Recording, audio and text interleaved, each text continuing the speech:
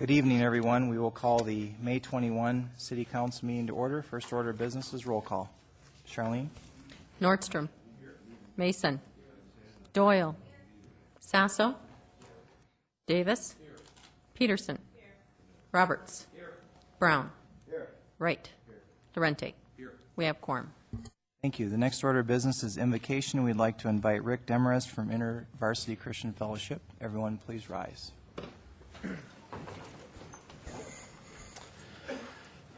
God, we acknowledge that you are the Lord of the universe. You know what's going on all the time, and you know what needs to go on in our city.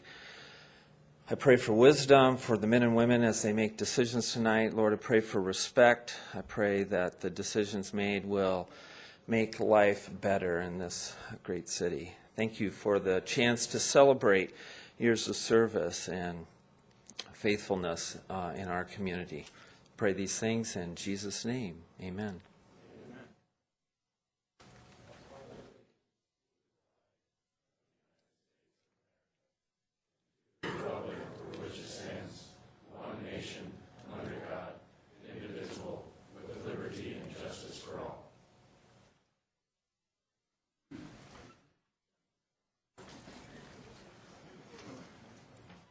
Thank you, Rick.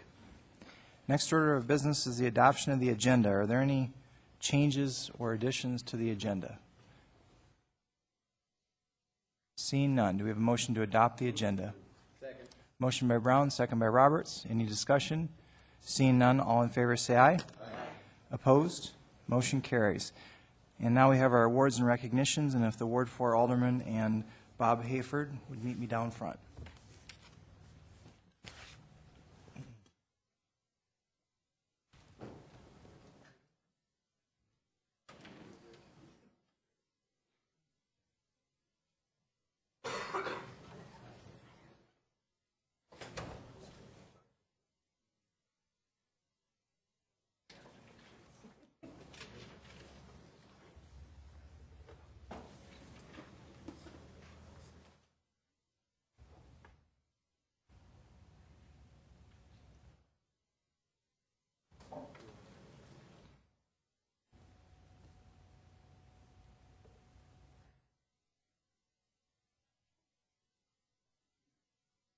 In partnership with the Veterans Coordination Commission, we are pleased to present the May 2012 Veteran of the Month recognition to Robert Hayford. And now I'd like to turn the microphone over to Jordan Mason, also a veteran, who will read the proclamation.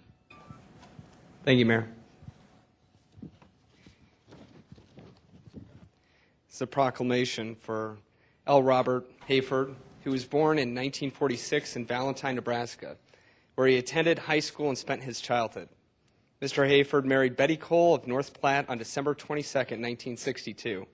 He graduated in 1964 and attended Chadron State College for 2 years prior to joining the United States Air Force. Mr. Hayford was trained in the security police field and was stationed at Fairchild Air Force Base in Washington. While serving at Fairchild, Mr. Hayford cross-trained in the legal service. He then served a year in Thailand and again relocated to becoming a legal service technician in Hahn Air Force Base, Germany. In 1976, Mr. Hayford was relocated to Ellsworth Air Force Base, South Dakota, where he would be given a special duty assignment as a professional military education instructor in 1983. Mr. Hayford then served out the remainder of his career at Ellsworth, retiring as a Master Sergeant in E7 on September 30th, 1987. His awards and recognitions include Meritorious Service Medal, Air Force Presidential Unit Citation. I've actually only seen a couple of those ever in my life. Air Force Outstanding Unit Award with Bronze Oak Leaf Cluster, Air Force Good Conduct Medal with Silver Oak Leaf Cluster, National Defense Service Medal, Vietnam Service Medal with 2 Bronze Oak Leaf Clusters, Overseas Short Tour Medal, Overseas Long Tour, Air Force Longevity Service Medal with Bronze Oak Leaf Cluster, NCO Professional Military Education and Graduate Ribbon with Bronze Oak Leaf Cluster, and Small Arms Expert Marksmanship Ribbon, Training Ribbon, Republic of Vietnam Gallantry Cross with Bronze Palm Device, and Republic of Vietnam Campaign Medal.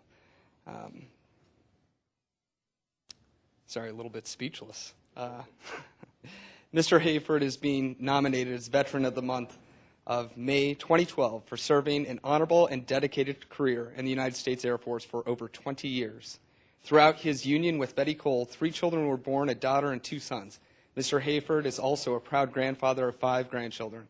Since his retirement, Mr. Hayford started an insurance and investment agency, owned and operated Gospel Gardens, and now works part-time for the Rapid City YMCA. His education accomplishments include a paralegal associate's degree from the College of the Air Force, 4 additional years of college credits, and currently continuing his education to become a lay minister.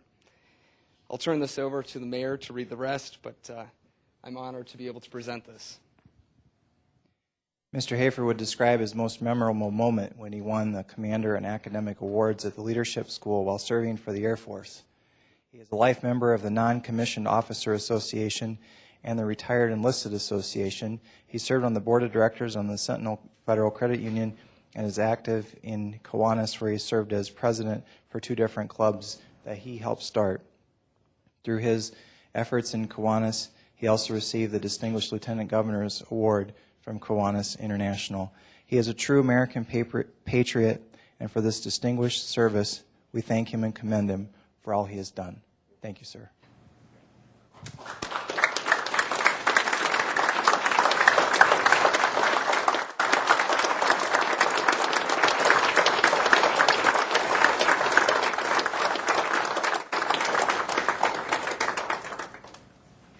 Thank you, Mayor and Alderman, all of you in attendance.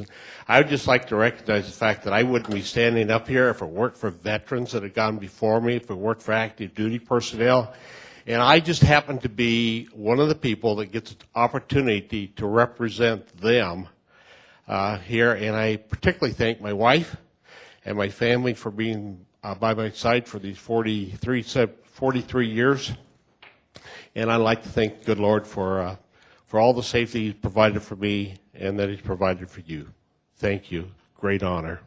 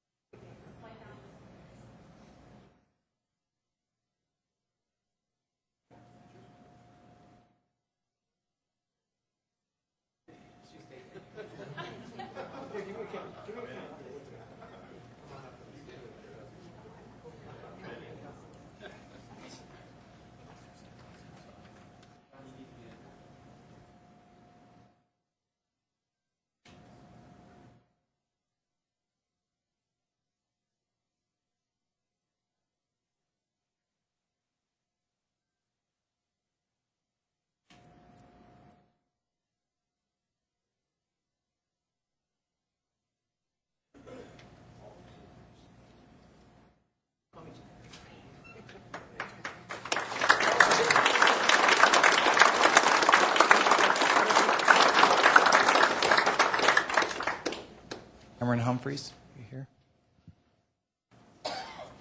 Cameron? There you are. And Glenn Coughing?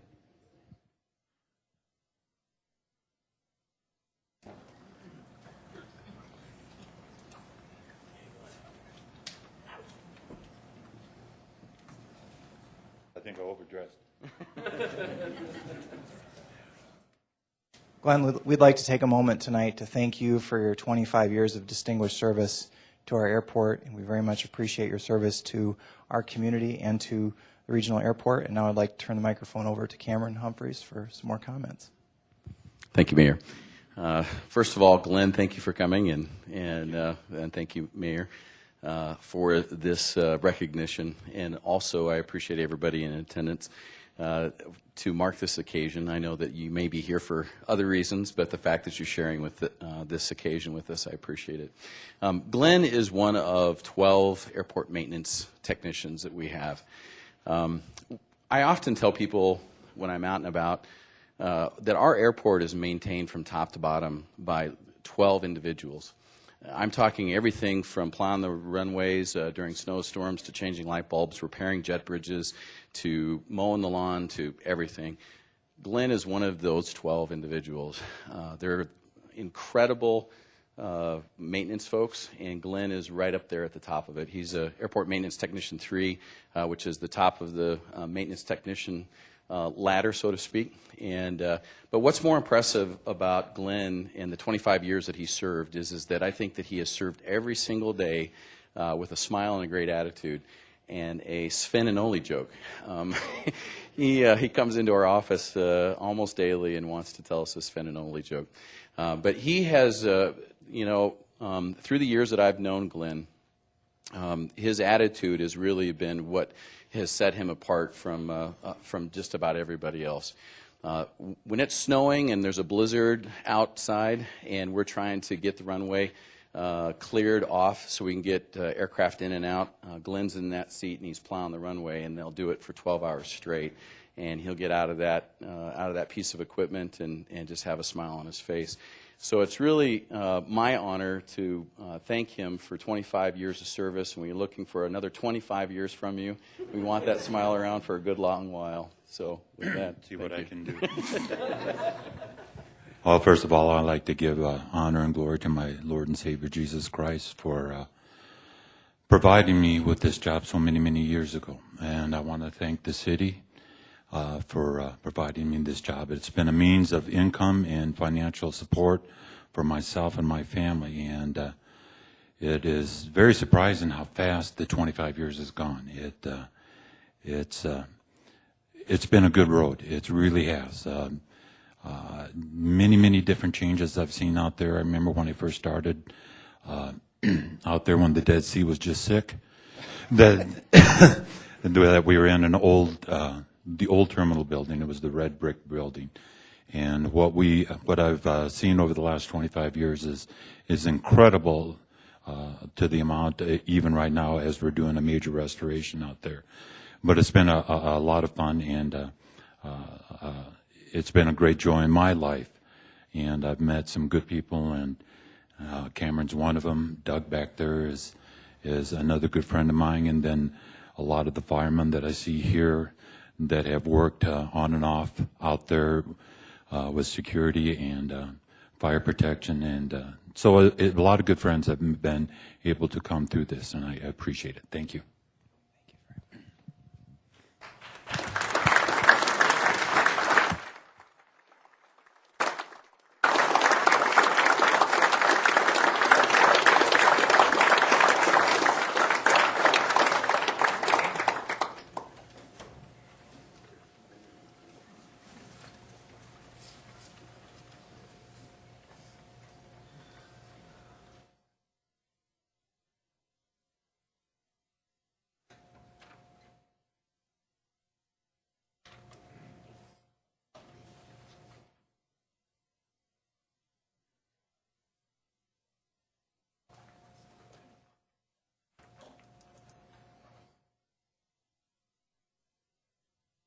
Battalion Chief Rob Powell and Assistant Chief Rod Seals could come up from our fire department. And also Casey Tippman and Doug. Gary?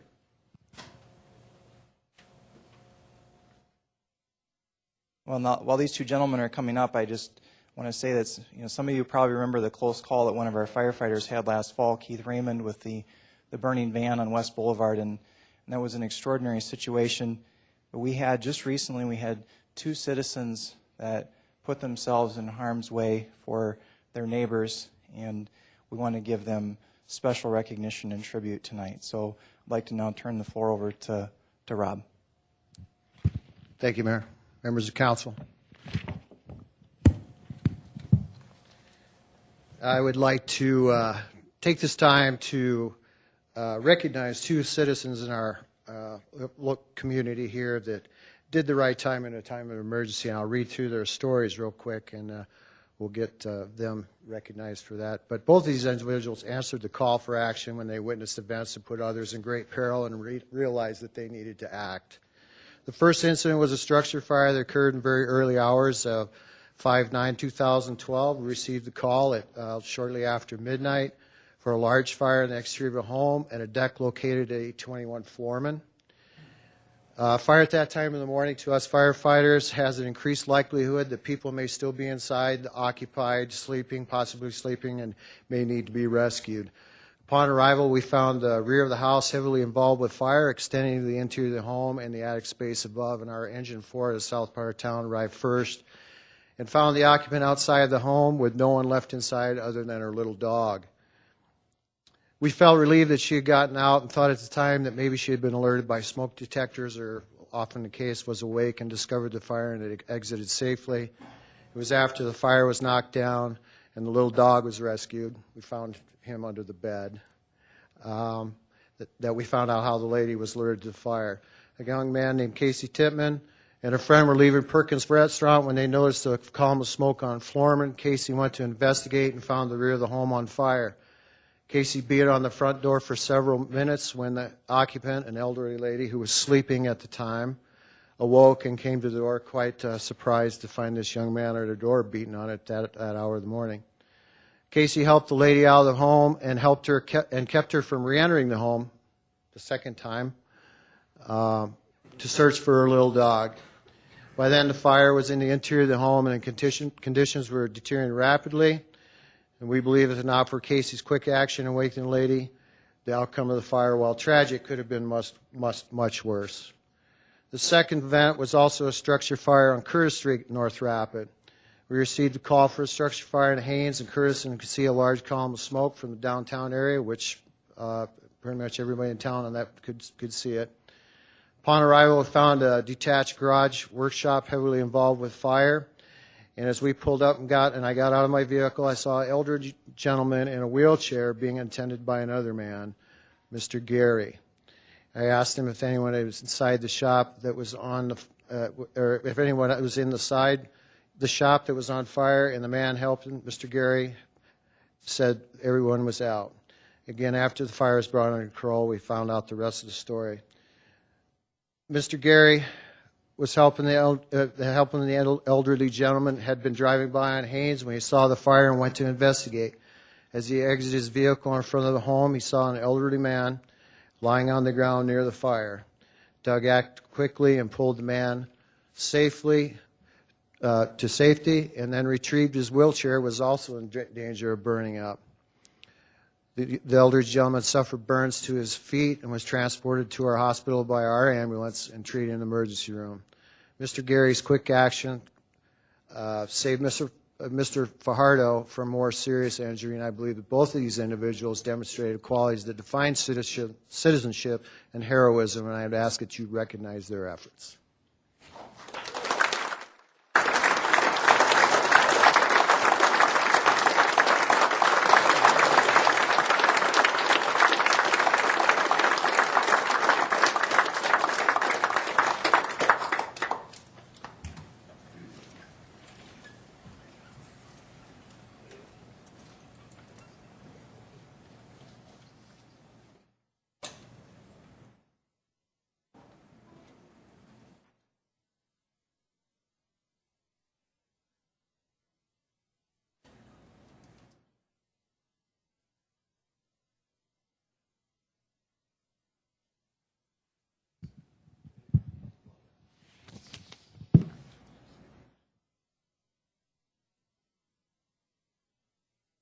I'd like to say thank you to the City Council and Mayor.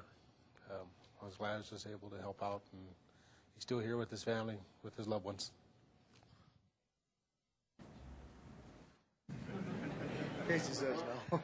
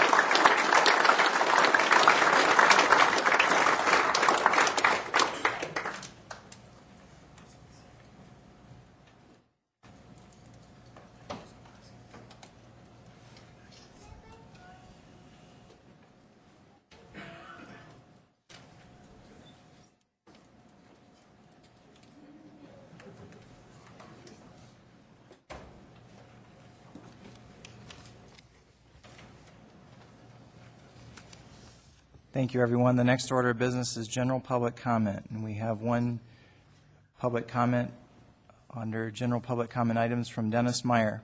Mr. Meyer? Thank you, Mr. Mayor. My wife and I participated in the fire suppression program, and our address is 5915 Unadell Drive. And we'd like to thank thank everybody, but particularly it all got started with Councilman Gary Brown and Dave Davis and Bill Waugh coming out to our house on the afternoon of Thanksgiving in 2010. We walked around the lot that we were hoping to buy, resolved some of the issues that the planning and zoning had, and then we're able to to move forward. We bought the lot. The lot was terribly neglected, so we began a plan to recover it, to reestablish it, and at that time Lieutenant Tim Weaver came about with his cost-sharing program. We got together and got it all worked out, and it was a very good program. Phil Grunstrup and his group, Phil is a 30-year veteran, by the way, of the Forest Service, came in and implemented the plan that Tim developed, and then also my wife and I felt we needed some sweat equity, in the program, as such. So we hauled out, I believe it was about 15 loads of branches, and all of the logs either went to a ranch house up by Vale or one of our neighbors whose, wood is still their primary, heating source. So nothing was wasted. Nothing was wasted. We're very proud of that. You guys, the council needs to hear more of these. I believe that it needs to hear more of these types of things, because this was a joint effort between 4 entities, 2 public and 2 private. You guys, the council started it, by allowing us to work with planning and zoning and buy the lot. Tim and his program helped with some of the funds. Phil Grunstrup, put the program together, and then we finished it out. We are so pleased with the results. And again, Mr. Mayor, thank you so much for the certificate that you sent. And I see Fire Chief Mike is not here, right now, but that's fine. I believe we truly need to do more things like this, because if we do, we're going to accomplish so much more. I've come to a number of these meetings, and somebody's always mad at somebody. They're not getting along, and I see the yellow lights, so I'm out of here. Thank you so much, everybody. We really appreciate it. Thank you very much, Dennis. We'll go to Dave Davis. Thank you, Mayor. Dennis, I just wanted to say on behalf of all of us up here, this wasn't just one-sided. You truly did start this, and you took a challenge that most of us citizens sometimes take way too lightly. You took it to heart. We hear it all the time that if you really want to protect that lot, you want to protect that view, you need to buy it. You need to protect it. You need to maintain it. You need to make sure that it doesn't go away. Dennis did just that. He did just exactly what he's speaking of all the other departments joining in with. He certainly put his own money, and I'll use the euphemism. You put your money where your mouth is, Dennis. Thank you very, very much. You're welcome. Thank you. Thank you, Dennis. And thank you, Dave. Are there any other general public comments? Do not have any additional speaker request forms. Did I miss anyone? Okay. Seeing none, we'll go on to the non-public hearing items. Can we have a motion to open public comment on 3 through 63, please? Second. Motion by Roberts, second by Brown. Any discussion? Seeing none, all in favor say aye. Aye. Opposed? Motion carries. We have public comment on item number 35, and we'll go to Michelle Hoffman, representing Rapid City Racers, on item 35.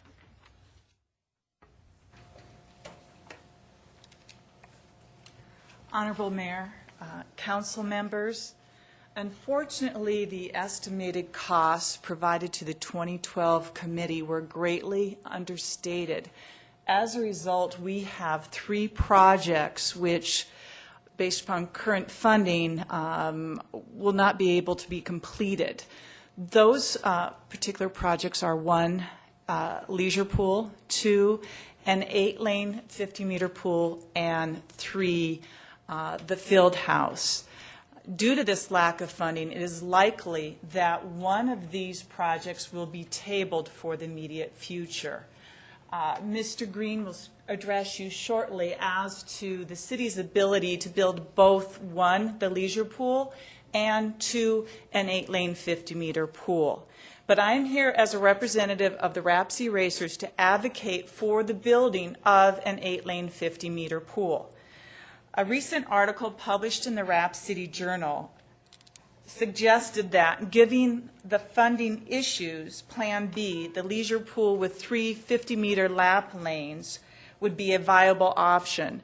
This may seem like a Solomon-like choice, but it is a mistake. The 8-lane 50-meter pool at Horace Mann is the only 50-meter pool in western South Dakota. We've provided some various pieces of literature and articles for your later review, and there's a map that shows you the location of the various 50-meter pools in Wyoming, North Dakota, and South Dakota. The Rapsy Racers have hosted competitive swim meets at Horace Mann since the 1970s, since the time it was built. Without an 8-lane 50-meter pool, there will be no swim meets. Without a 50-meter pool, area swimmers will be forced to travel to Aberdeen, Sioux Falls, Bismarck, Gillette, and Denver to compete during the long course season. I've heard a statement that the city will not build an 8-lane 50-meter pool for the benefit of the swim teams. An 8-lane 50-meter pool not only benefits our area youth, but it benefits the aquatics community as well as area businesses. The hosting of these competitive meets has a large economic impact. The Rapsy Racers will host the annual Mount Rushmore Classic June 29th through July 1st. In 2011 and 2012, with the help of the Rap City Sports Council grant, RCR marketed this meet to surrounding local swim clubs. As a result of this effort, we grew this meet by 30% in a single year. We anticipate similar growth in 2012. We're marketing the beautiful Black Hills, not just competitive swimming. We anticipate approximately 250 and 300 swimmers to compete in the 2012 Mount Rushmore Classic. This is a conservative estimated impact of $100,000 based upon the Visitors Bureau's calculations based solely on participants. I'm going to quickly finish. I see my yellow light. We'll also host the Long Course State Championships July 27th through 29th with 480 athletes competing.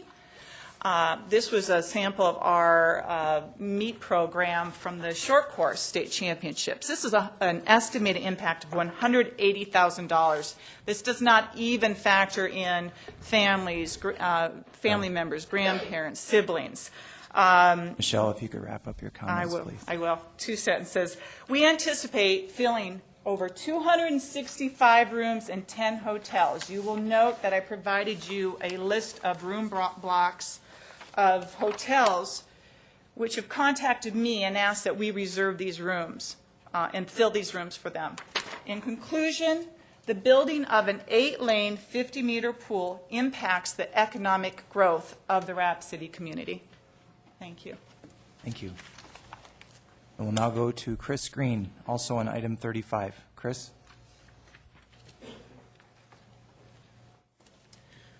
Honorable Mayor, council members, as most of you know, I'm a professional engineer at 7145 Prestwick Road here in Rapid City and Ward 3.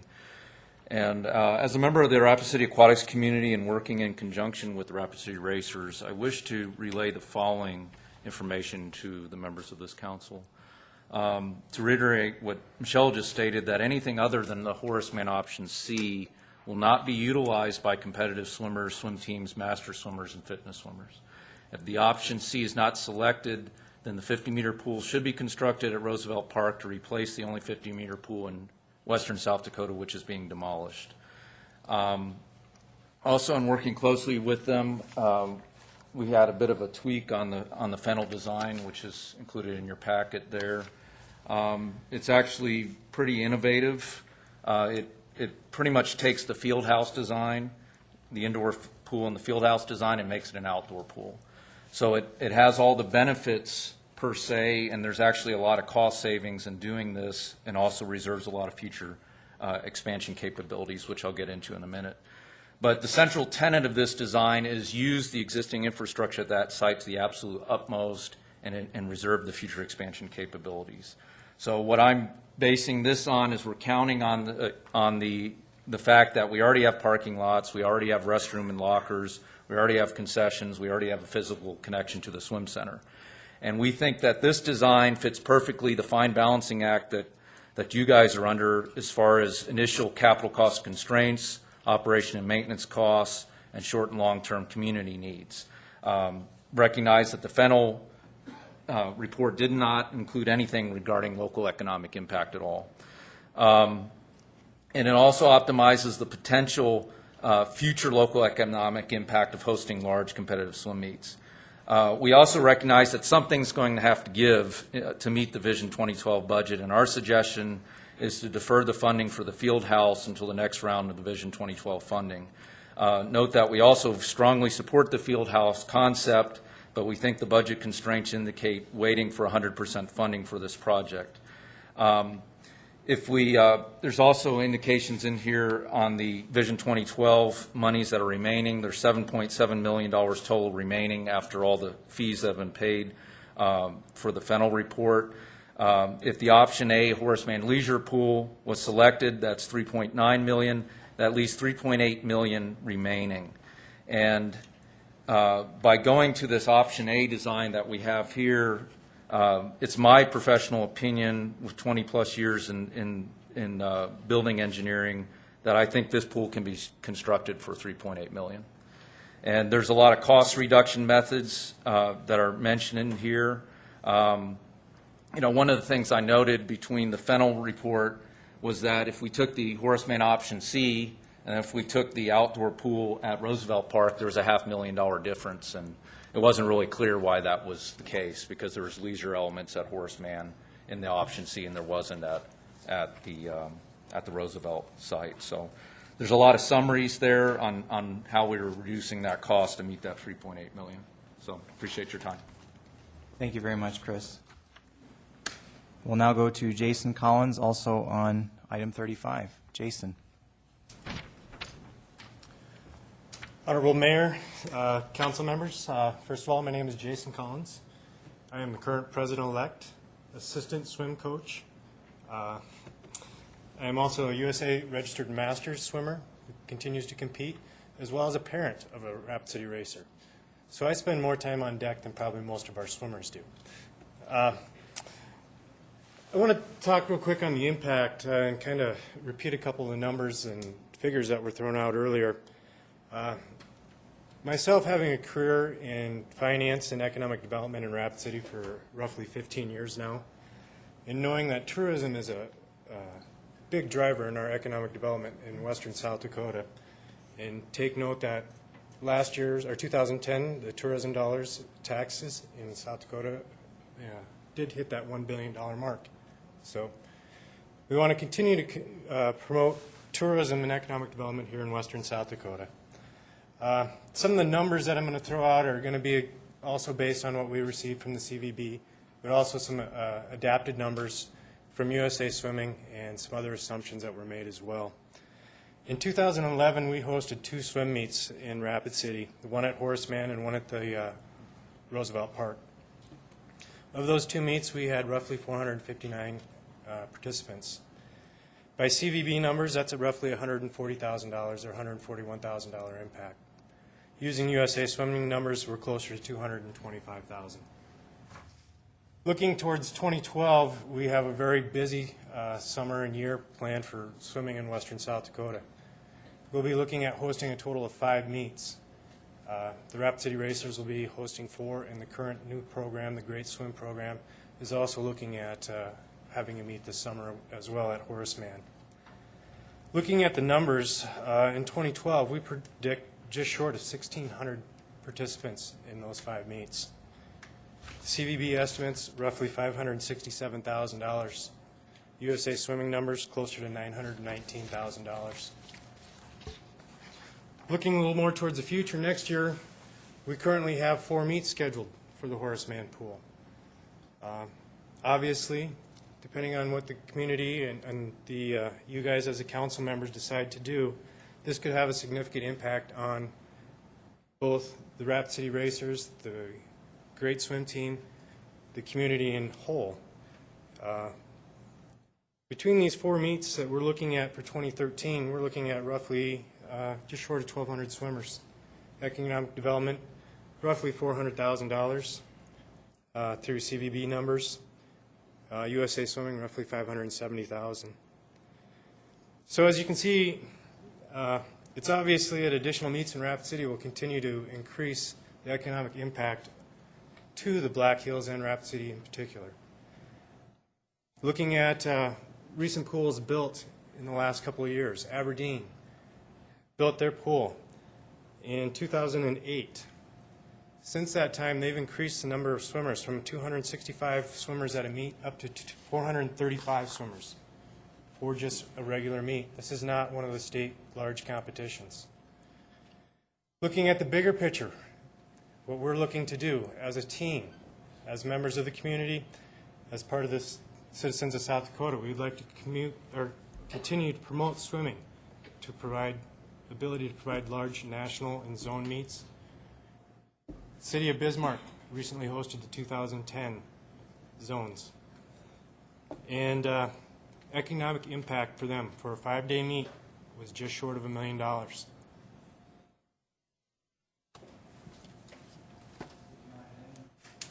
We do not have any further speaker request forms on items 3 through 63. Can we have a motion to close public comment? Second. Motion by Brown, second by Peterson. All in favor say aye. Aye. Opposed, motion carries. If anyone has any items that they'd like to pull from 3 through 63, please hit your lights, and we'll go to Jordan Mason. Thank you, Mayor. I'd like to pull items 21 and 22, as well as item 32. Okay, Charity? Thank you, Mayor. I'd like to pull item number 33, please.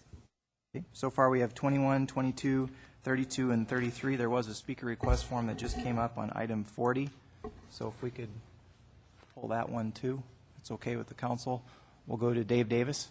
Thank you, Mayor. We'll pull item 40 for that purpose and item 63. Richie. Thank you, Mayor. Item 57, please. All right. We have 21, 22, 32, 33, 40, 57, and 63. Anything else? Seeing none, do we have a motion to approve the items with the exception of the items that I just mentioned? All in favor say aye. Aye. Opposed? Motion carries. We'll go to item number 21. Gary Brown, could you read this into the agenda for us? Item 21. Item 21, thank you, Mayor. Authorize Mayor and Finance Officer to sign Amendment Number 2 to Agreement Number 6874 between the City of Rapid City and the State of South Dakota Department of Transportation. I move to approve. Second. We have a motion by Brown, second by Roberts to approve, and we'll go to Jordan Mason. Jordan? Thank you, Mayor. I just wanted to pull both items 21 and 22. Obviously, they go together, but I guess I'd like to hear a little more explanation because this has been a long project with Anamosa and a lot of that. And with some of the new amendments with the agreements, I guess I'd like to turn to Terry Wolfsdorf to provide a little more in-depth explanation. And we'll go to Terry Waltersdorf, our Public Works Director. Terry? Thank you, Mayor. Yeah, actually, item 21 was on a previous council agenda and was approved, but I had accidentally attached a older version of the agreement, and the DOT had made a few minor wording changes. So this just reflects basically the same agreement as before, but there was enough wording change that we felt it warranted coming back through the council so you guys saw it again. Essentially what this one does, it it changes the funding source that the state is using to reimburse us. Originally, they were going to use federal funds to reimburse us, now they're using state funds. Again, basically, we're still getting our $6 million for reimbursement. Most of these funds are going for the East North Street project. And then, would you like me to discuss 22 also? 22 is, there was some earmark money available for the Anamosa Street project, and this is just clarifying what portions of Anamosa Street are eligible for the earmark project. We were able to do additional roadway sections with the federal earmark money, and thereby freeing up some additional funds that we could use on other street projects for the city. So, Thank you. And just to reemphasize, and this will free up some money for other projects. That is my understanding, correct? that's correct. Thanks. Yeah, I just wanted to get a little more in-depth information on these projects, given that North Rapid has been long in construction and still needs more to do. Thank you. Thank you, Jordan. The motion on the floor is to approve item 21. Any further discussion? Seeing none, all in favor say aye. Aye. Opposed, motion carries. 22, Gary? Thank you, Mayor. Authorized mayor and finance officer sign amendment number 2 to agreement number 713341 between the City of Rapid City and the State of South Dakota Department of Transportation for P164802, PCN 0116, Anamosa Street. I move to approve. Second. We have a motion by Brown and a second by Roberts to approve. Any discussion? Seeing none, all in favor say aye. Aye. Opposed, motion carries. Item 32, Gary? Item 32 is approved resolution number 2012-062 establishing garbage and refuse fees and rates. I move to approve. Second. Motion by Brown, second by Roberts.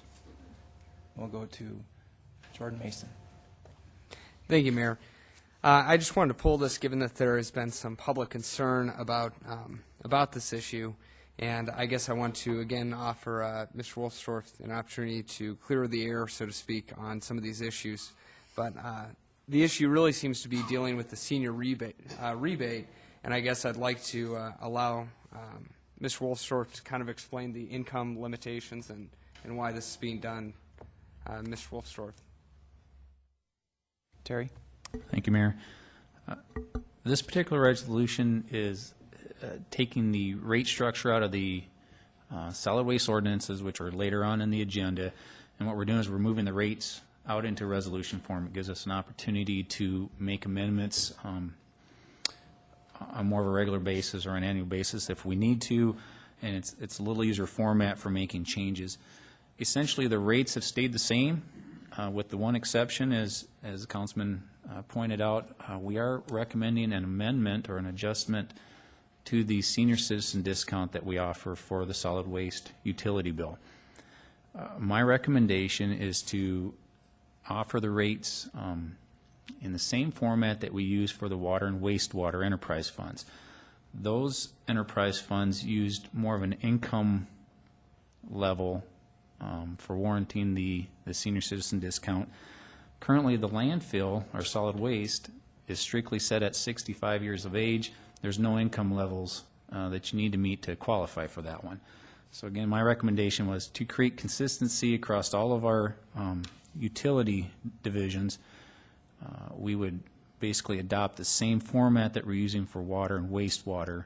It does affect quite a few senior citizen accounts. Currently, right now, we have over about 2,500 senior citizens that qualified for the solid waste discount. Versus water and wastewater, we have about 230 that are qualifying for it. So it's definitely going to be a reduction in the number that are qualifying. At the same time, if you were to approve this, we'll certainly send out notification letters to the customers who potentially are going to be changing. Some of them may not be aware of the rate reduction program that we have for water and wastewater, so we're going to do the best we can to educate them. Thank you, Mr. Wolfstorf. Just to address one specific concern that has been brought up, but those senior citizens that are on Social Security or some sort of income due to welfare needs, would this affect them? And the second question that I guess I'd just tack on there, just to kind of make this a little more clear, Where did you get the income limitation of, for example, the 24,000? Thank you for that opportunity. Actually, the income level that we utilize for water and wastewater and what we're proposing for solid waste is the same income level that you use for the property tax rate freeze. So if you're qualifying for your property tax rate freezes, you're also going to qualify for the utility rate. So that's where the income levels come from. Thank you. And then just if we could address these people and senior citizens on, for example, Social Security and other supplementary, would this affect them? Again, my recommendation to the council is that we have some consistency between all the divisions. Certainly, there are going to be some senior citizens that are on fixed incomes. Again, if they qualify based on the income, then my recommendation that they'll get the rate reduction. And if they're above the income level, my recommendation is that they would not qualify. Thank you. Thank you, Jordan. We'll go to Ron Sasso. Ron?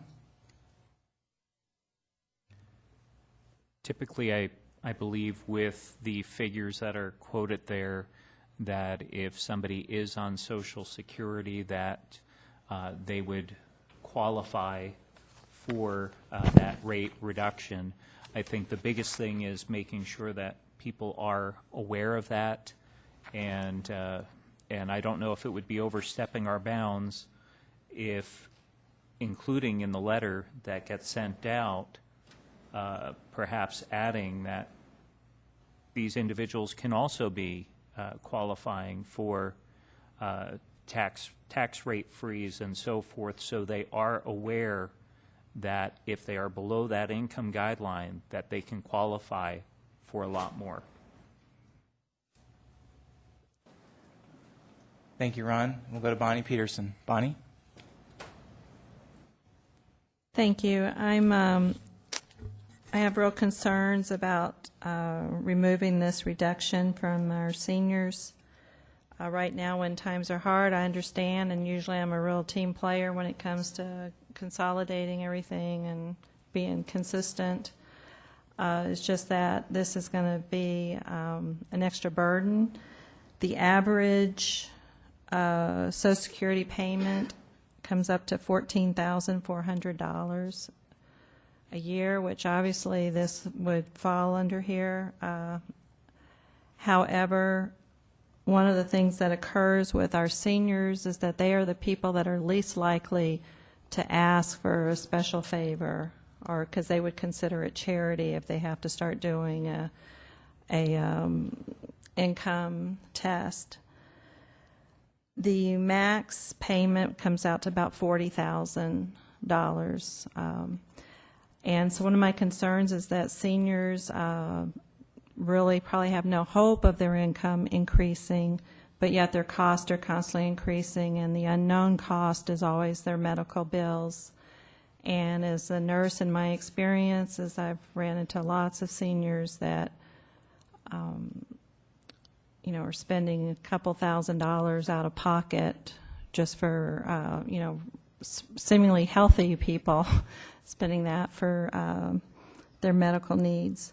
So I guess if I had a magic wand, what I would do is I would change all these income requirements for our seniors to be what that maximum is for their payment, which would bring us about $40,000. So anyway, I won't be supporting this change for the seniors. Thank you. Thank you, Bonnie. And we'll go to John Roberts. John? Thank you, Mr. Mayor. Terry, do you have that breakdown still for the senior rates? Could you put it up on the board?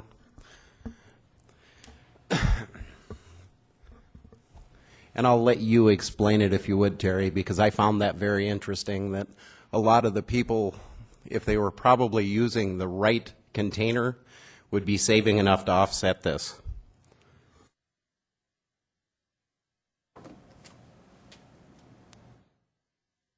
Exactly. Yeah.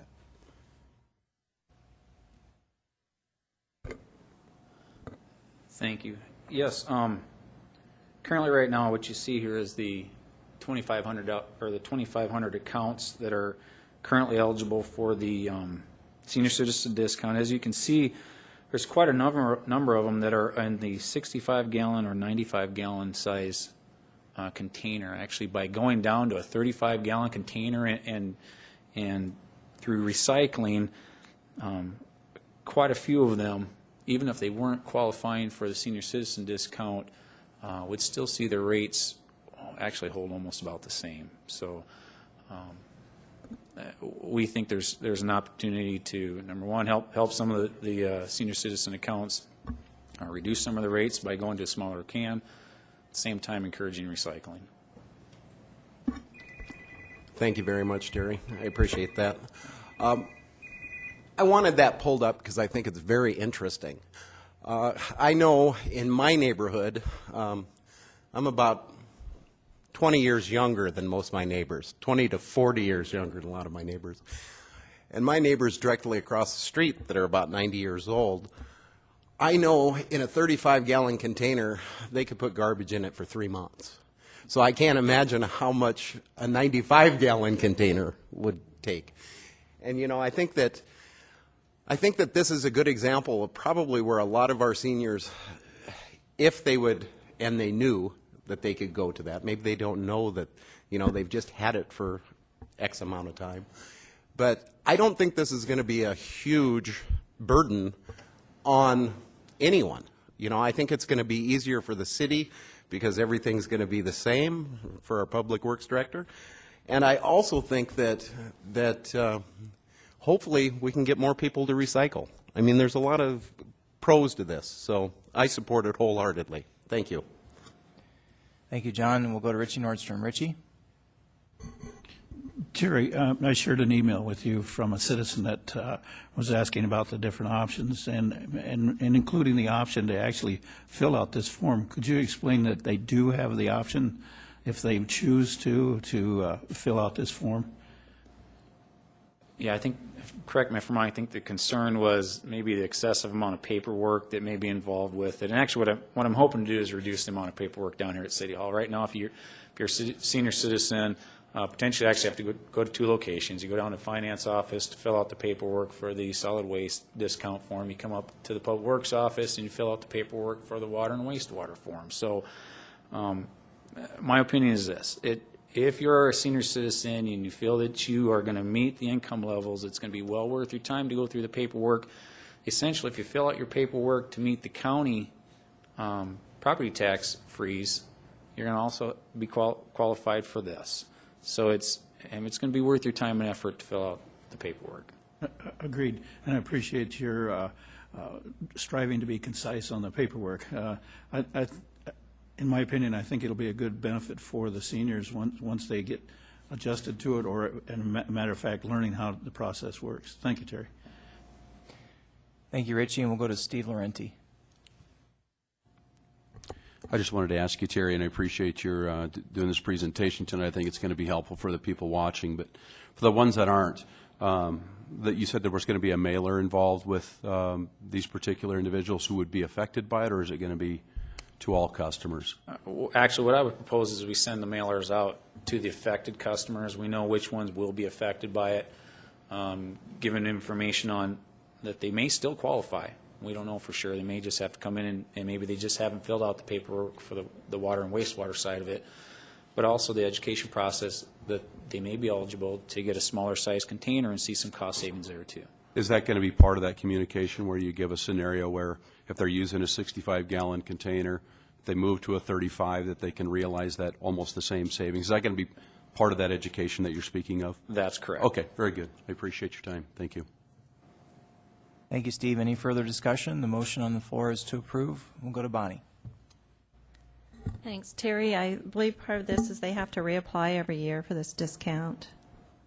They do for water and wastewater. That's correct. Can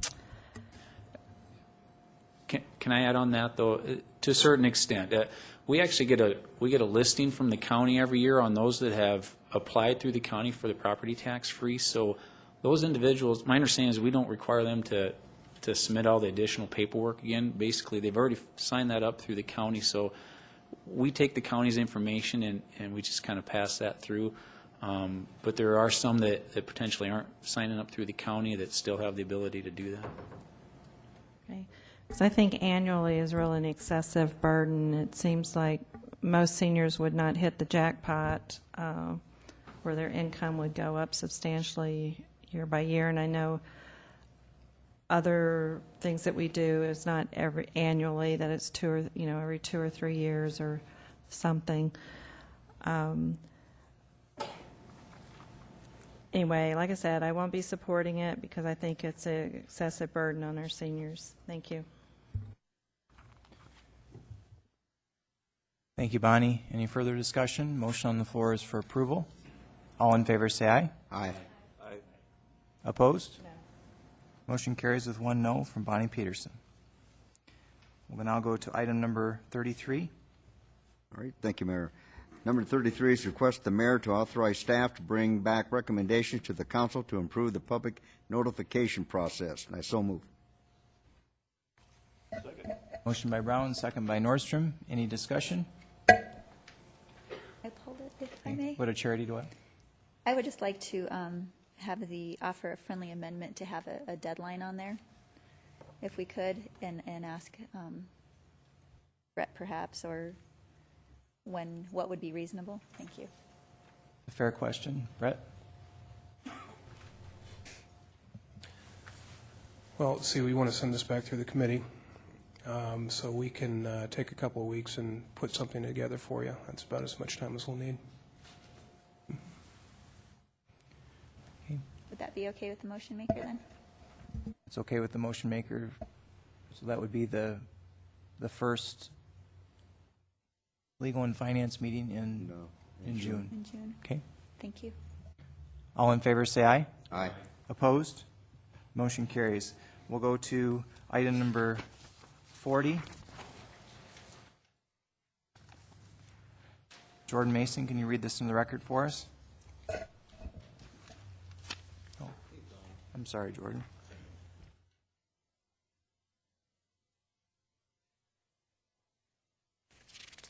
Thank you, Mayor.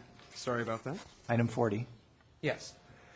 This is to authorize the police department to work with Main Street Square to close a portion of 6th Street for special events. And I move to approve. Motion by Mason, second by Laurenti, and we had a speaker request form that was missed earlier, and we'll go to Megan Karbowski and Alyssa Wagner.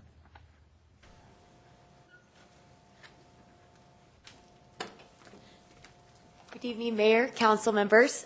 We just wanted to come and address the council and let you all know that we are speaking in items number 42, move it forward in approval to authorize our staff to work directly with the police department to close down 6th Street for a wide variety of our events.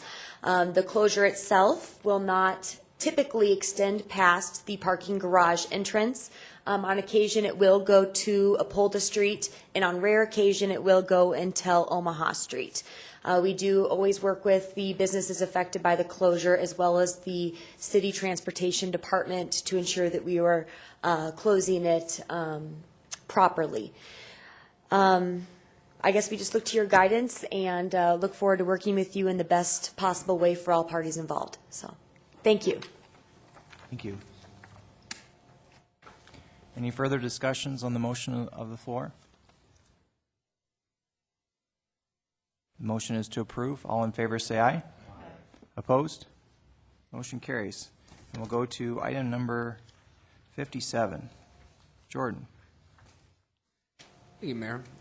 Item 57 is to authorize the mayor and finance officer to sign memorandum of understanding between the City of Rapid City and the International Association of Firefighters, Local 1040, regarding changes to Appendix A of the union contract for 2013. And I move to approve. Second. Motion by Mason, second by Doyle. And we'll go to Richie Nordstrom.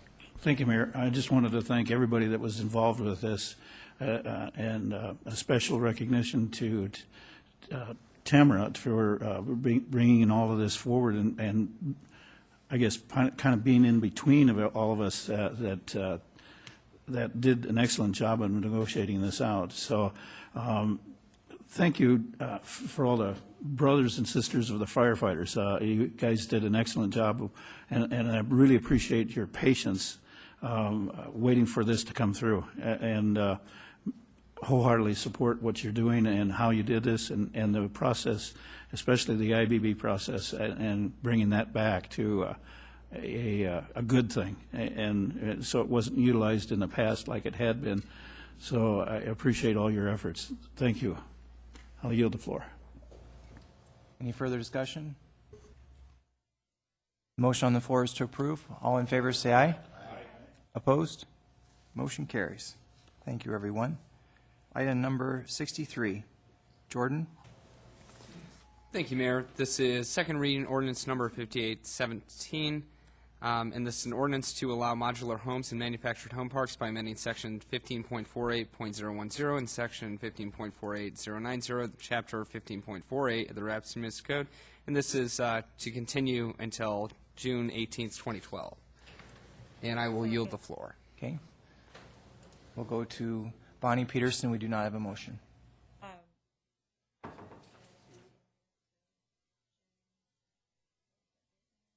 18. Do we have a second? We have a second by Laurenti, motion by Peterson. Bonnie, you still have the floor. Okay, we'll go to Dave Davis. Thank you, Mayor. I'd like to offer a substitute motion to table this, since the issue has been resolved with the applicant, and that this ordinance change is actually not necessary at this time, nor is it prudent that we go down that road. Okay, we have a motion by Davis and a second by Roberts. And it's a motion to table. Joel? Thank you, Mayor. I just feel like we'd be remiss if we didn't let the council know before they voted on this that the request to continue it was based on the applicant's request.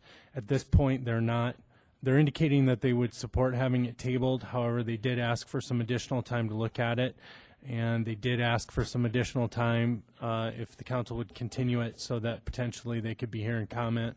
Their attorney, Matt Konenkamp, couldn't be here this evening, so the continuation motion was being based on their request, just so you're aware of that before you vote on the tabling motion. Thank you, Joel.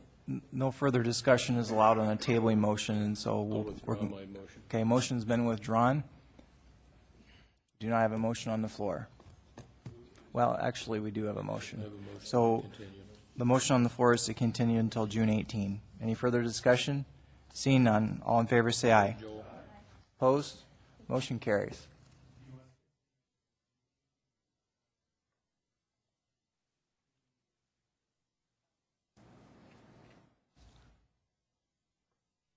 Go ahead, Bonnie. I think it should come back to committee, so the 13th. Can we have a motion to reconsider, please? Oh, we need a motion to reconsider. Go ahead. Okay. Joel, can we just, it sounds like we have support for having it go to committee first. Can we have that be the intent of the motion without having to reconsider it and start all over again? You know, that's fine. We can put it on the agenda for the committee meeting, just so everybody understands. It's clear on the record that it will go to the committee meeting first, because there was some confusion about that the last time with the applicant. Okay. We'll go to Charity Doyle. Well, if this helps, Mr. Konenkamp was here shortly before the meeting, and his understanding was that it would be continued, and I think out of respect for the process, and that was their understanding, it's not going to hurt anything to give it a couple extra weeks, so thank you. Very good. We're now at the end of the consent items. We're now on items 64 through 168. Can we have a motion to open public comment on those items? Motion by Roberts, second by Brown. All in favor say aye. Aye. Opposed? Motion carries. We do not have any public comment on items 64 through 168. Did I miss anyone? Seeing none, can we have a motion to close public comment? Motion by Brown, second by Doyle. All in favor say aye. Aye. Opposed? Motion carries unanimously. And we now go to ordinances. Jordan? Thank you, Mayor. First one is 64, the second reading ordinance number 5837, an ordinance to change the process for mobilization of vehicles for outstanding parking violations by amending section 10.44.150 of the Rapid City Municipal Code, and I move to approve.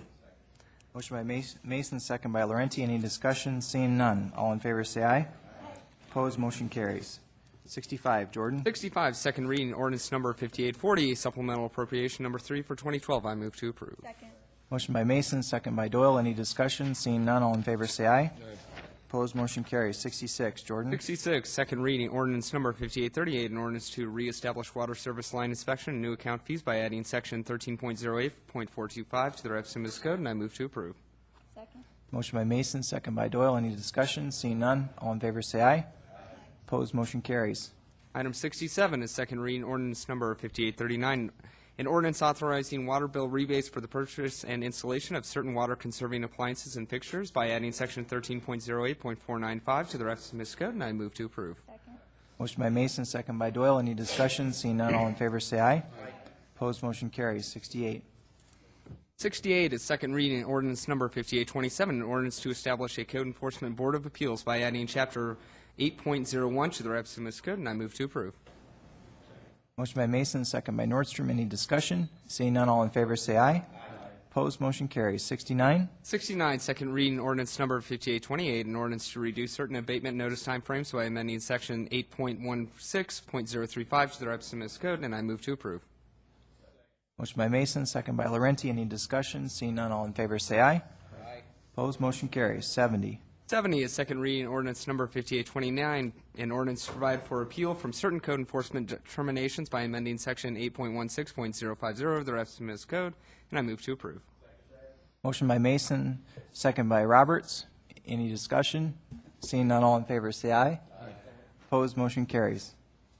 Second reading, second being misspelled, ordinance number 5831, an ordinance to reduce certain abatement notice timeframes by amending section 8.28.030 of the Rapid City Municipal Code, and I move to approve. Motion by Mason and a second by John Roberts, properly spelled. All in favor say aye. Opposed, motion carries.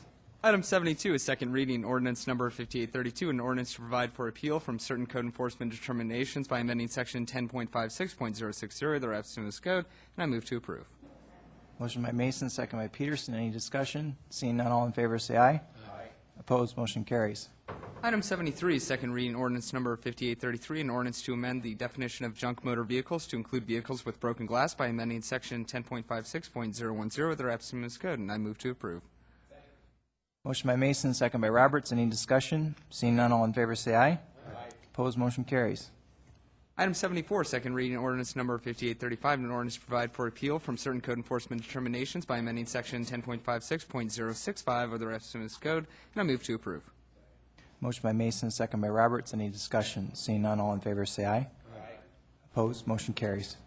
Item 75, this first reading ordinance number 5842, an ordinance regulating garbage and refuse within the city of Rapid City by amending chapter 8.08 of the Rapid City Municipal Code, and I yield the floor. Do we have a motion? Motion by Wright, second by Sasso, and we'll go to Jordan Mason. Thank you, Mayor. I do have some concerns actually with this ordinance, and specifically with the idea of requiring our citizens, especially if they're annexed, to only buy or purchase the service from the city. And I guess I would kind of like to get some insight from Joel, because I'm a bit curious, given that we have other garbage service providers, whether or not legally we can force someone to buy a service, even if there's an alternative. We'll go to Joel Landine. Joel? Thank you, Mayor. Yes, that would be legal for the city to require the citizens to purchase from the municipal sanitation utility, just like citizens purchase their water from us, and we can require them to hook up to the city services. Does not involve any legal issues. I think Terry probably has some explanation, and I think you might be surprised, but he obviously spoke with the other sanitation companies prior to bringing this forward, and there really isn't a lot of opposition to it because economically, frankly, it makes sense for everyone. Okay. Thank you. And I guess I would like that explanation from Terry, if you would be willing to provide it at least. Terry? Absolutely.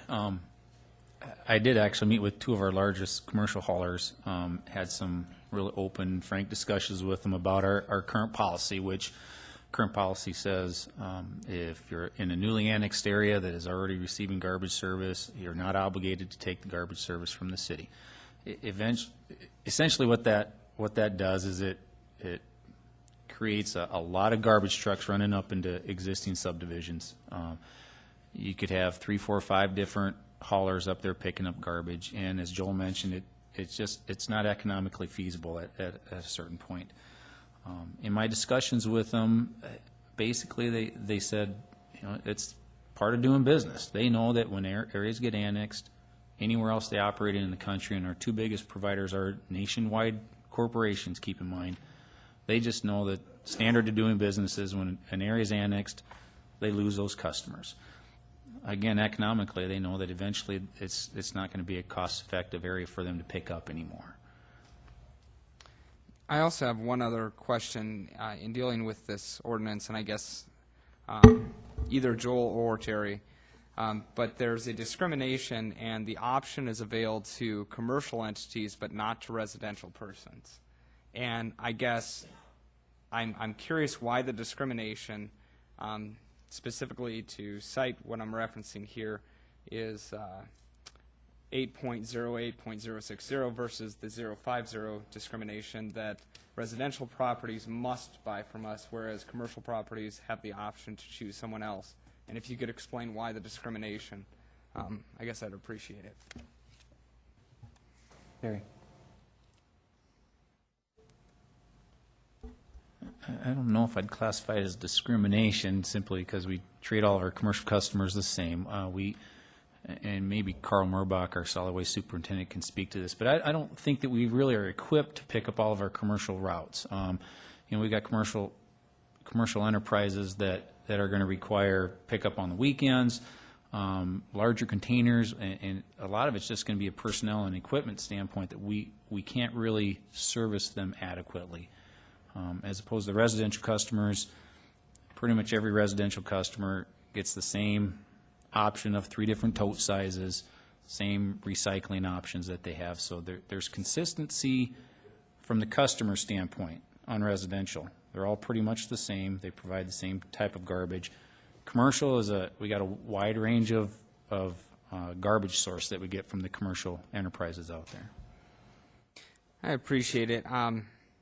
And I appreciate both Mr. Landine and Terry kind of indulging me here, but it just occurred to me while I was reading this that, and maybe I overthink some of these matters, but it seems to me that there is a fine line between a municipality acting in the public best interest and then when we start actually encroaching on markets that currently exist, even if it may be better for the general population, but we are encroaching onto an existing industry and business.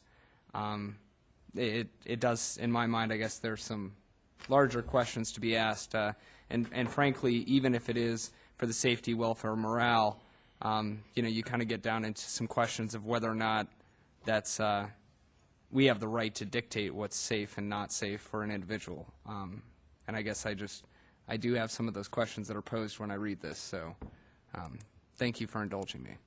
I'll yield. We'll go to Ron Sasso. One of the other points that Terry Walterstorff that you brought up at the Public Works Department, that the roads, as far as the wear and tear on residential roads, if you can talk a little bit about that, I think that would be helpful as well. Thank you. Absolutely, thank you. Again, as you have multiple commercial haulers in the city driving up through residential areas, you have multiple garbage trucks, and simple fact is garbage trucks are probably the heaviest vehicles that those residential roads see once those homes are built. That's a simple fact. So by reducing the number of commercial garbage trucks that are up in those residential areas to just 2 a week, 2 city garbage trucks, one picking up the garbage, one picking up the recycling, you're going to see less wear and tear from those heavy vehicles on those residential roads. Some of those residential roads are privately maintained, and it should be a benefit to some of those developments to have less garbage trucks up there. Jordan? Thank you, Mayor, and if Mr. Wright would like to go before me, that's Go ahead. fine. I'm sorry. Jerry Wright.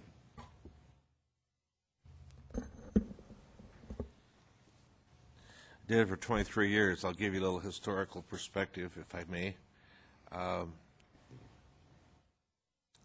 Cities have always wisely collected the residential garbage for public health, safety. That's an understood. The city of Rapid City has never, as far as I know, ever been in the commercial garbage business.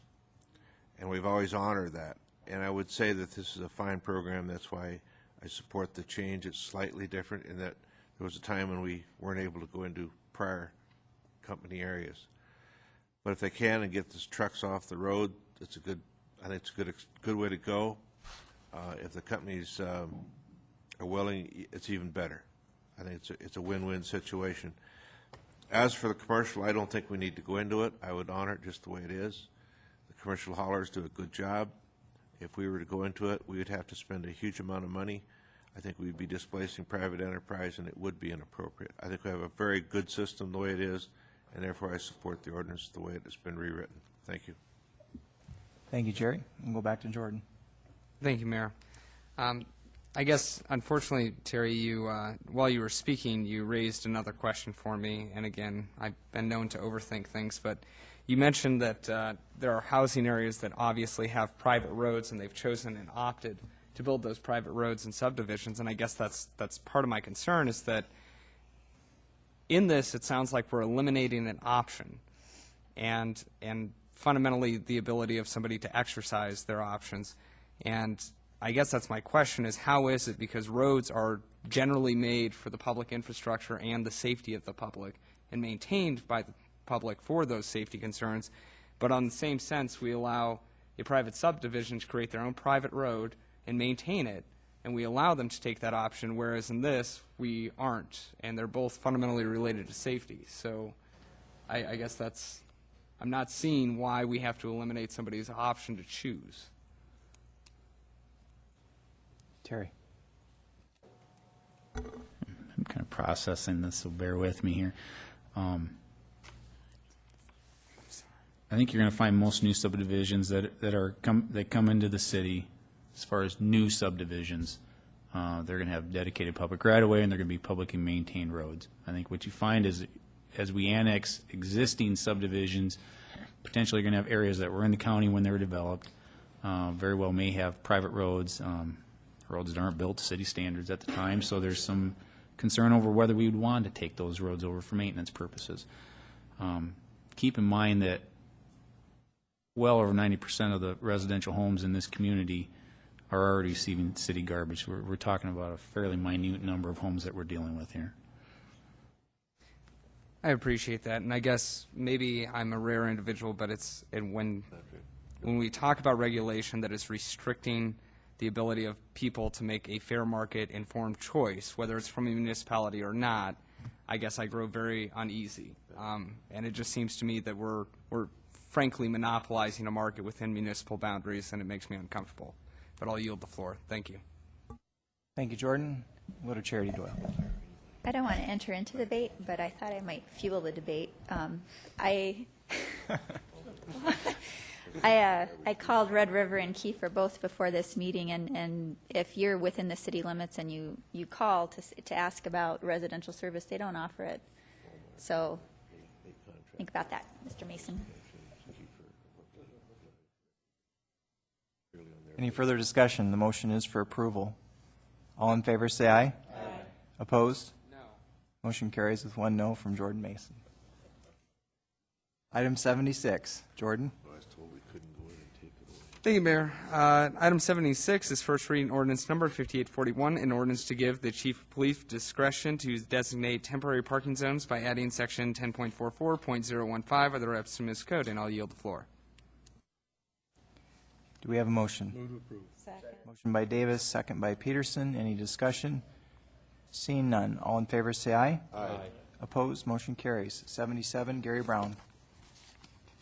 Thank you, Mayor. 77 is a request by Fisk Land Surveying and Consulting Engineers Incorporated for Kathy J. Cook Living Trust located at 3500 Tower Road. I move for approval with stiff. Second. Motion by Brown, second by Roberts. Any discussion?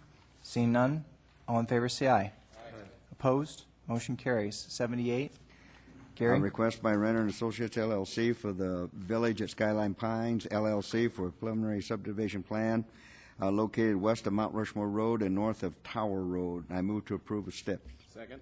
Motion by Brown, second by Roberts for approval with stipulations. Any discussion? Seeing none, all in favor say aye. Aye. Opposed? Motion carries. 79. Jordan? Item 79, this is continue the first reading of ordinance number 5776, an ordinance establishing a minimum separation between certain video lottery casinos and residentially zoned property by adding section 5.64.030 to the Rapid City Municipal Code, and request the mayor to authorize the city attorney's office to explore ways to allow the growth or consolidation of current casinos. And I move to approve. Okay, your motion is to continue first reading, and I think is your motion to approve or to continue first reading? To continue it on. Okay, and we need a date specific. So, Joel? Thank you, Mayor. I would ask for it to be continued to June 13th, Legal and Finance Committee meeting. That's okay with you, Jordan? Mm-hmm. And the seconder? Okay. You can escape that. Any discussion on the motion to continue to June 13? Legal and Finance. All in favor say aye. Opposed? Motion carries. Bids? First item for bid is the street rehabilitation project East Centennial Street and Redwood Street. We received 3 bids on this project. Recommendation is to award the total bid in the amount of $165,056.10 to J&J Asphalt Company. Motion by Brown, second by Roberts. Any discussion? Seeing none, all in favor say aye. Opposed? Motion carries. 81.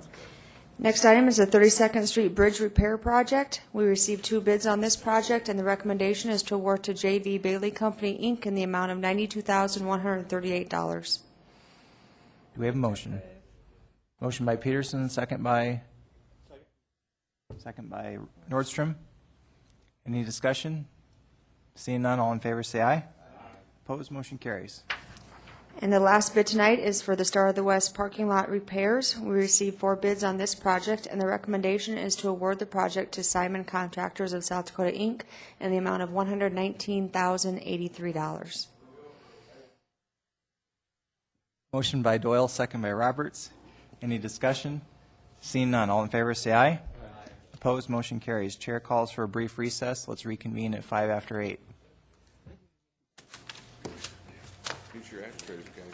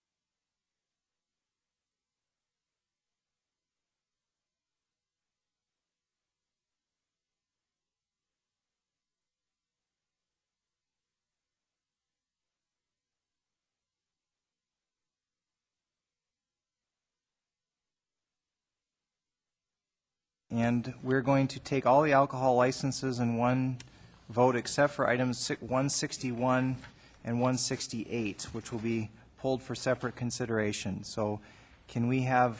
Move to approve.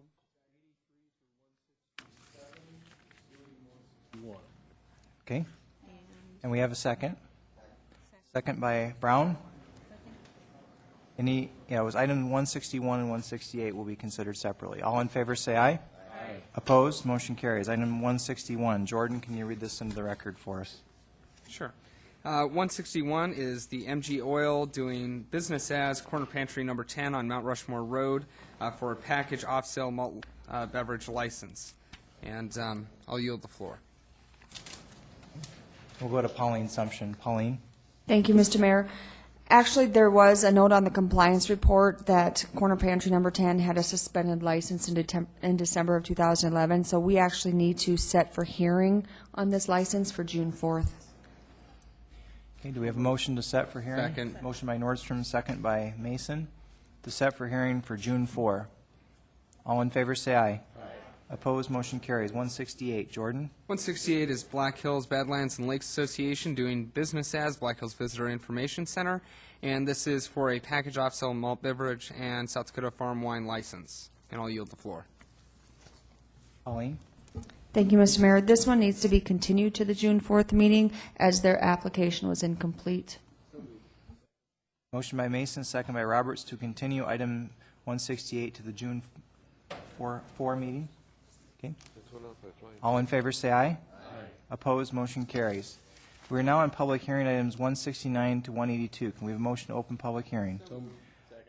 Motion by Mason, second by Davis. All in favor, say aye.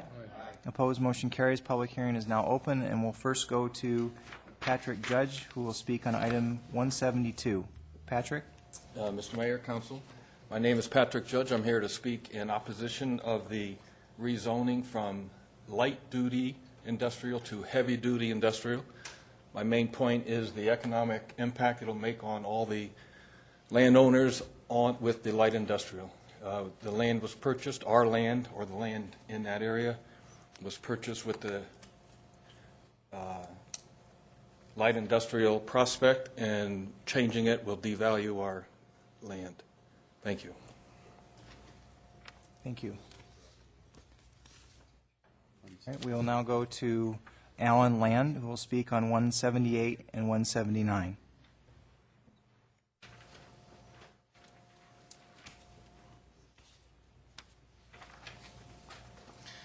Thank you, Honorary Mayor and Councilman. Just, we purchased our company, Pilot Travel Centers. We purchased Bosselman's, the Windmill Truck Stop, as everybody knows it. In January 5th, we're just renewing, we're getting a new alcohol license. We do have several securities in place to make sure that we do not sell to underage minors. We have several prompts on our computers that pop up to require age requirement or age verification. And all our cashiers, including management and anybody that works in our establishment, is required to take alcohol training and cigarette training to make sure that we are selling the appropriate items to the appropriate people. So I just hope that you guys will approve it. Thank you. Thank you, sir. And we'll go to Don Frankenfeld, who will speak on 181 and 182.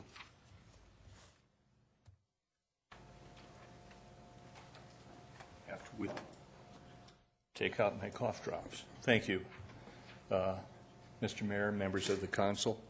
I'll be brief because I think I'll be brief because I'm not very optimistic. This TIF train has left the station, I'm afraid, and I don't think a disciplined approach is going to make much difference, but I'll raise a few issues just as quickly as I can. I think this item should at the very least be deferred and possibly be defeated.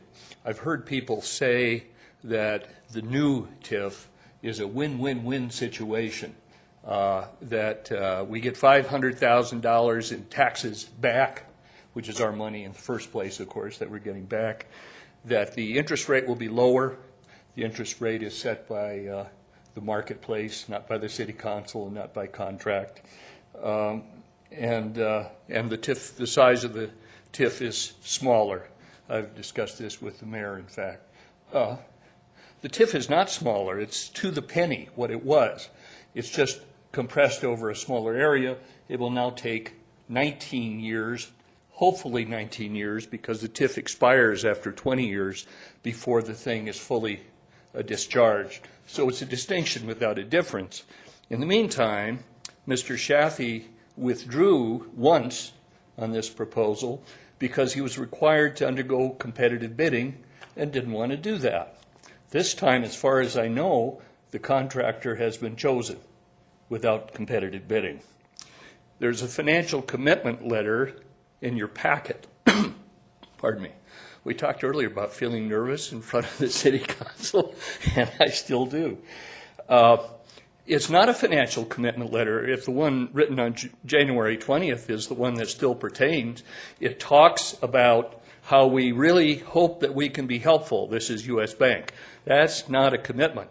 And it does talk also about pursuant to a number of other provisions that have not yet been met. So it's premature for us, I think, to be talking about this. One of the things that really bothers me, and it doesn't apply only to this, but to probably every TIF, is that there's a cost and a benefit. You're building a 15-story building. Those people who occupy that building will someday need a police officer or a fireman to come. They'll call them, they'll come. Who pays the taxes for those public servants?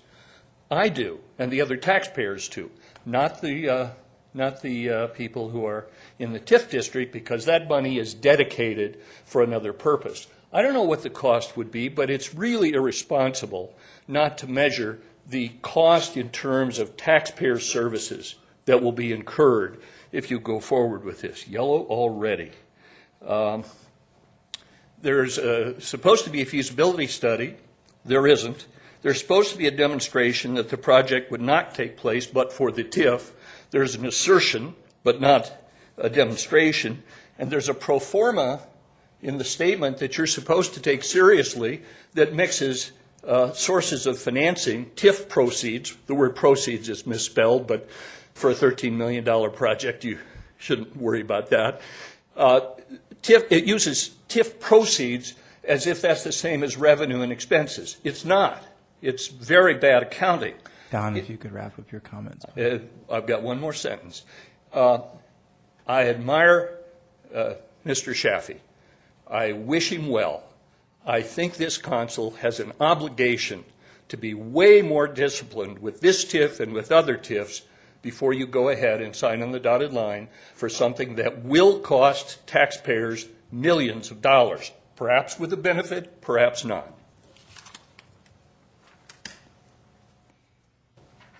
Thank you.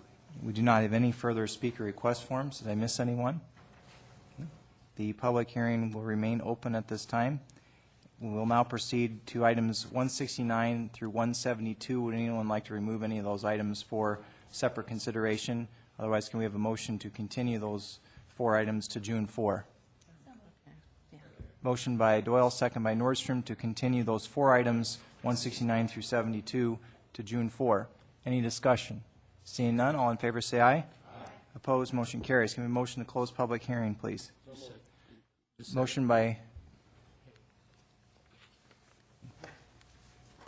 Hanny, could we wait till your item, and we'll ask you, give you an opportunity to speak when there's questions asked. I'm sure there will be.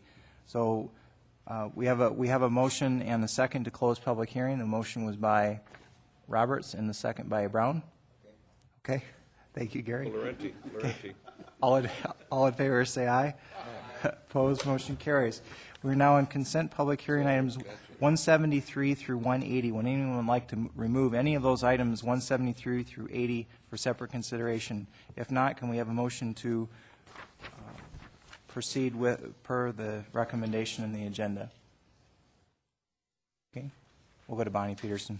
I'd like to pull 176. Okay, 176. We have a motion to approve the rest except for 176. So moved. Second. Motion by Roberts, second by Brown. All in favor say aye. Aye. Opposed, motion carries. 176. Jordan, can you read this into the record for us? Thank you, Mayor. 176 is NPC International, and this is doing business as Pizza Hut number 2776 on West Main, and this is for a retail on-off sale malt beverage license. And I yield the floor. We'll go to Bonnie Peterson. Bonnie. Hey, thank you. I'm going to move to approve this, but I just wanted to say it's very concerning to me that somebody that is officer, director, partner, stockholder, or manager for this organization has been in trouble with the law several times. So fortunately, there were no violations, or I would would vote not to approve this, so I just wanted to make that comment. Thank you. Okay, we have a motion by Peterson. Do we have a second? For approval? Second. And a second by Roberts. Any further discussion on item 176? All in favor say aye. Aye. Opposed, motion carries. We are now at the end of the consent public hearing calendar. Now we are now on item 181. Jordan, can you read this into the record for us? Thank you, Mayor. This is a request by Dream Design International, and this is a resolution creating tax increment district number 73. And this is described as being located south of St. Joseph Street, west of 5th Street, east of 6th Street, and north of Quincy Street. And I move to approve. Motion by Mason, second by Brown to approve. Any discussion? We'll go to Steve Laurenti.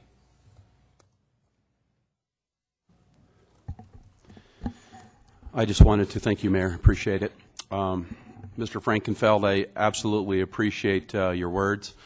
And I just wanted to let you know that as a member of this city government and this council, I absolutely take this, your charge as serious and very important for our city government. And I know that I have spoke at length on this particular issue multiple times.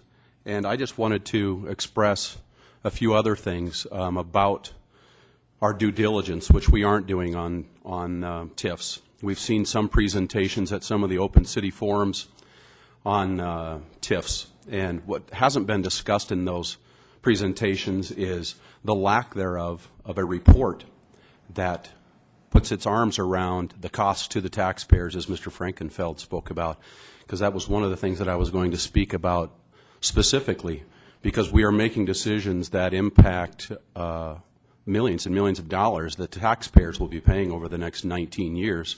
Hopefully it will be less than that. But the fact of the matter is we have no idea if a TIF has a net positive. We can all say that we believe that it does, but the fact of the matter is we don't have a report that can even quantify how much money is involved for the taxpayers in this TIF that we're getting ready to approve, that I'll be voting against. But that's the most troubling part, is that we're going to approve this TIF. The dollar value hasn't changed. The geography, the size of it has, but the dollar value is exactly what Mr. Frankenfeld said. It's the same exact size. And it's being sold in the public forum, even in the Journal, that this is a great positive. But the fact of the matter is all we're getting back is the tax dollars that were already ours.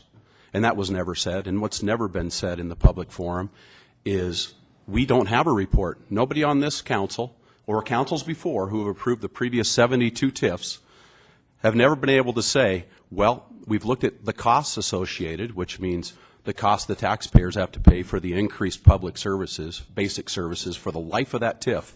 We have never been able to say, after looking at that, which, you know, because what you're going to hear after I'm done speaking, ladies and gentlemen, is that we do have a report that shows that the value of the land is much, much greater than it was before we did the TIF. Well, that's a given. I mean, I built an addition on my house 8 years ago, and I can guarantee you, after paying my new taxes, that it's worth more than it was when I put that addition on my house. But I didn't apply for a TIF, and I highly doubt that it would be approved. And that goes to the city government choosing winners and losers when we do TIFs. And my final comment is this, and this is for not only our council, but maybe people who are looking to run for city council that may be here tonight or watching. But the fact of the matter is, in the same breath that we're approving all of these TIFs, just less than a year ago, we approved a tax increase. So you tell me, ladies and gentlemen, how is it possible that these 72 TIFs, I don't know how many have dissolved so far, but it should have added millions and millions and millions of dollars because we've been approving them since 1983, that they should be hitting our bottom line big time. We should have millions of dollars, but the fact of the matter is, less than a year ago, this city was spending into the reserves more than once. And that is not reflective of what you're going to hear after I'm done speaking here, because there's going to be a lot of people saying how good this is, but the fact of the matter is there's not proof. And in fact, the proof is on the other side. It's on my side, because we're raising taxes at the same time that we're approving these TIFs that are supposed to add to our bottom line, but it's not. So I think it's something seriously we need to look at, a report at least that puts its arms around those costs so that we can find out if we truly have a net positive, because we can't say that today.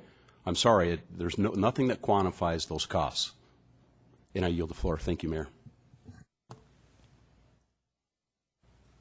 Thank you, Steve, and we'll go to Jordan Mason. Jordan? Thank you, Mayor. I just wanted to make sure that I'm looking at this right, and again, I always appreciate a difference of opinion just to make sure that we can assess everything. But I guess I'd like to turn to Pauline and just make sure that I'm looking at the previous tax increment and I'm looking at this one correctly. But Pauline, the previous one was number 62 with the downtown revitalization, and what we're talking about here tonight is basically to reduce the boundaries, dissolve the previous one, and adopt the new TIF. Is that correct? That is my understanding, yes. Thank you. And I've pulled up TIF number 62, which originally anticipated 40 semi-annual payments over 20 years. And Pauline, just out of curiosity, under this new TIF, what's the amount of time that we're talking about again? Under the new TIF, the 20 years would start over, and they would still have the 20 years. And I think that that is the time that we're allowing them for that. Sure. And I guess I'd like the opportunity, if I may, Mayor, but to ask Mr. Shaffey his perspective on, the timeline versus the previous, if I may. Mr. Shaffey, would you like to answer that question? Yes, sir. Good evening, Mr. Mayor and council members. My name is Hani Shaffey with Dream Design, and we're involved with the project as owners and also as part of the design team for the civil work. I have a PowerPoint that shows all the numbers. Do you want me to go through it, Mr. Mayor and council members, or it would answer some of the questions that also came up? It's up to you, Jordan. It's up to you, folks. Yeah, I guess I'm comfortable with it as long as the rest of the council is. Go ahead. Okay, thank you.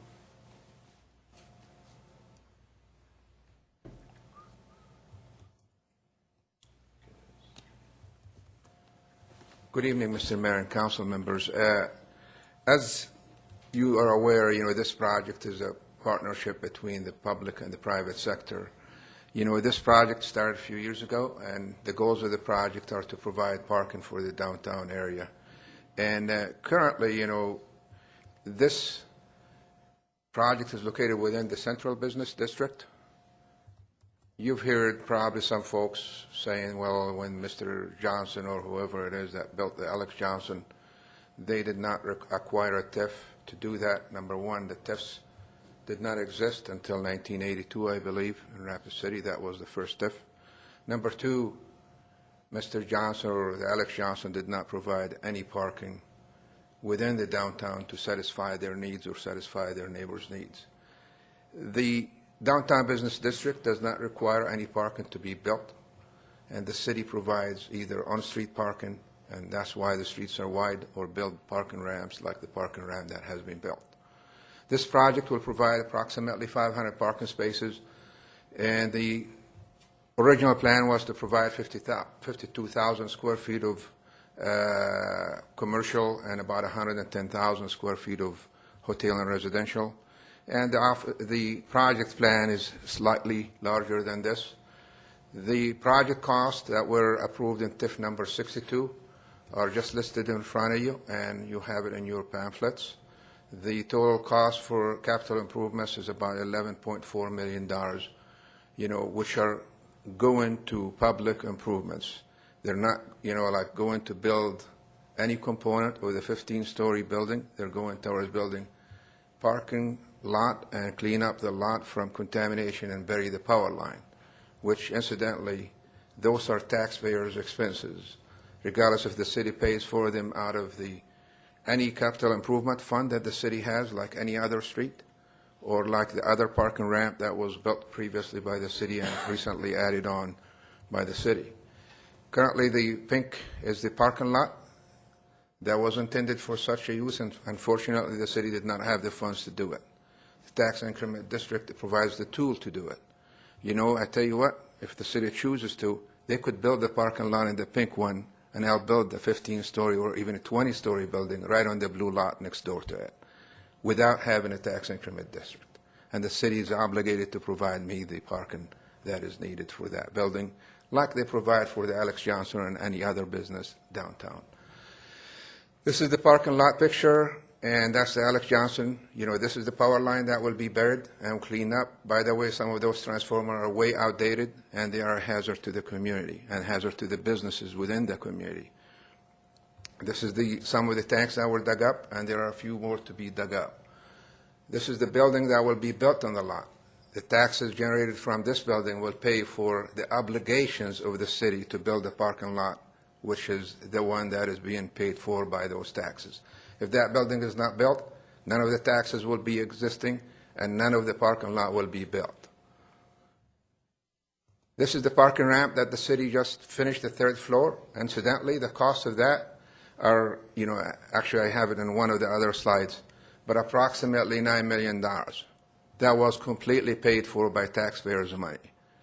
Regardless if you took it from the capital improvement fund or from the tax increment district, it is taxpayers' money. I agree with you. Unfortunately, if it is capital improvement, it's taxes that the taxpayers or money that the taxpayers already have in the bank. If it is a tax increment district, it is money that the taxpayers do not have, and if I don't do this project or build a 15-story building, they will never have. This is the cost of the project. Its impact is not just going to generate taxes, and I think we went through this. Just in jobs, there is about 410 jobs over 2 years just for the construction of the project. As far as material, sales tax, $1.2 million for the material that will be bought within Rapid City to build this project.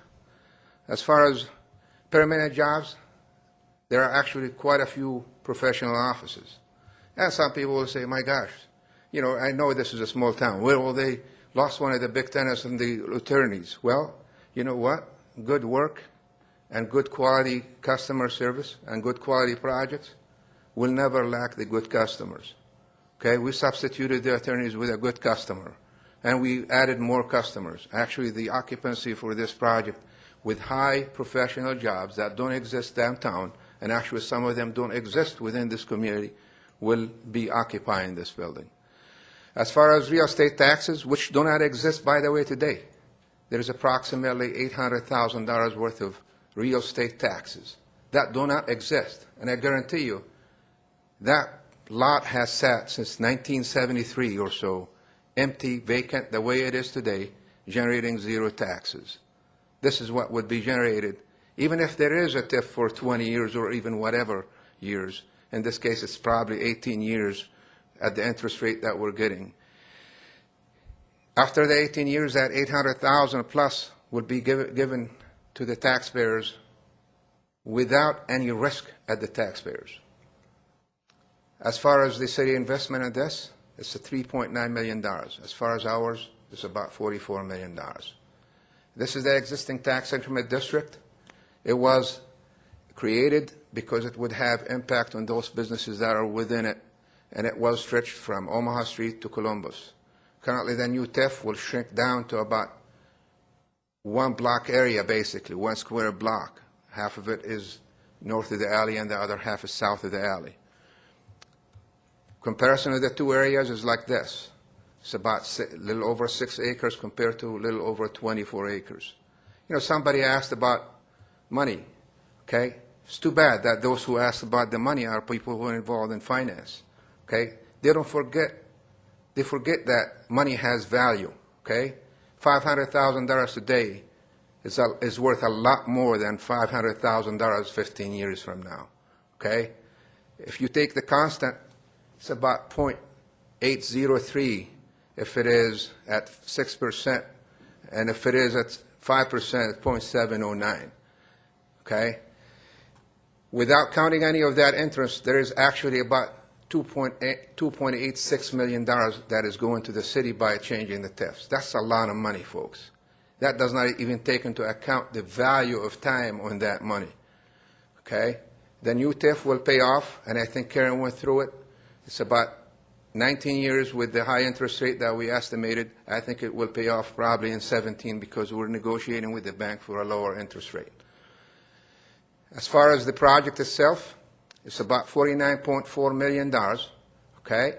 The public improvements that are actually obligated by the taxpayers are $11.6 million, and about $37.7 million are private improvements that are built to generate the needed real estate taxes to pay for the public improvements that are obligated for by the city.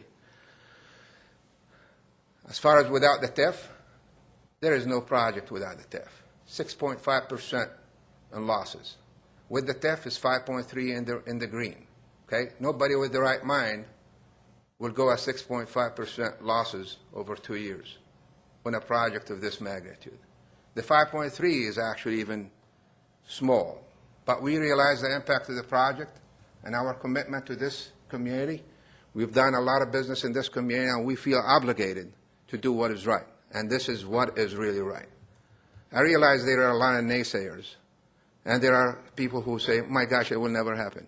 We have signed a contract with a contractor before the May 7th deadline, consistent with the state law, to deliver the project contractually in accordance with the state law to satisfy the needs of TIF number 62.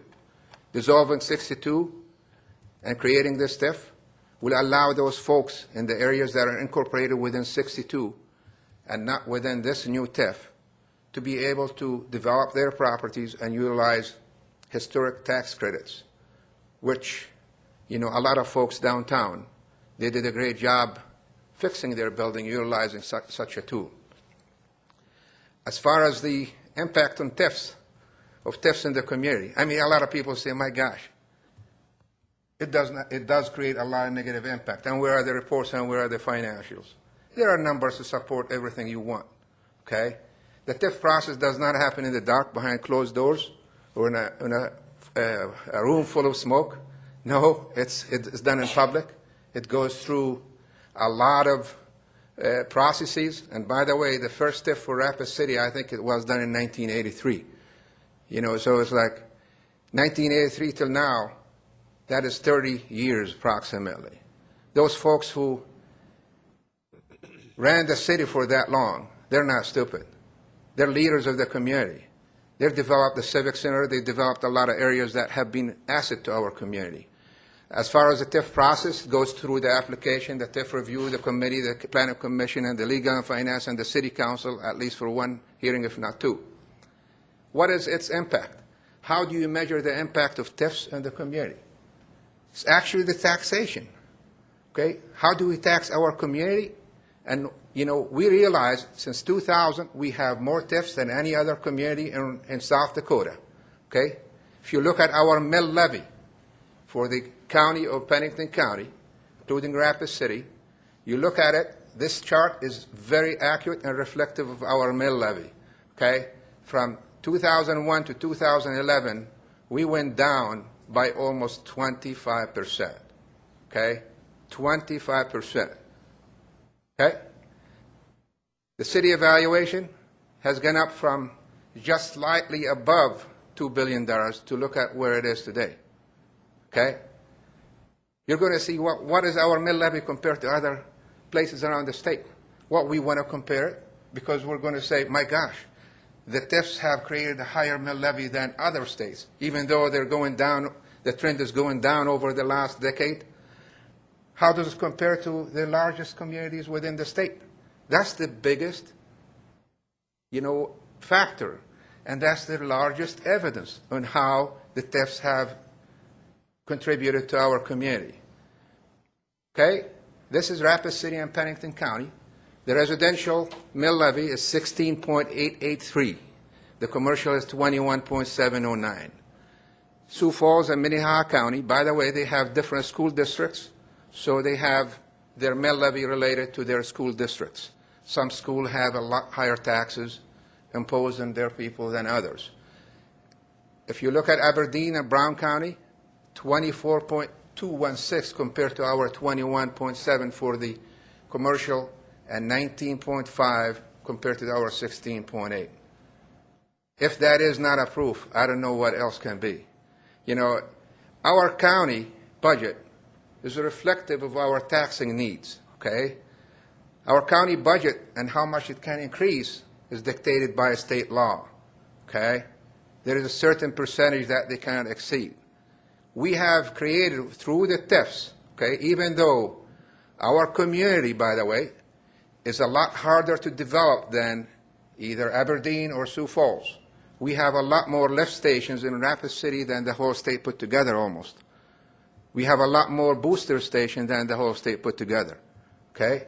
We have a lot more higher pressure pipe, which is approximately 25 to 30% higher in price than low pressure pipe in Rapid City than the whole state put together. Why is that?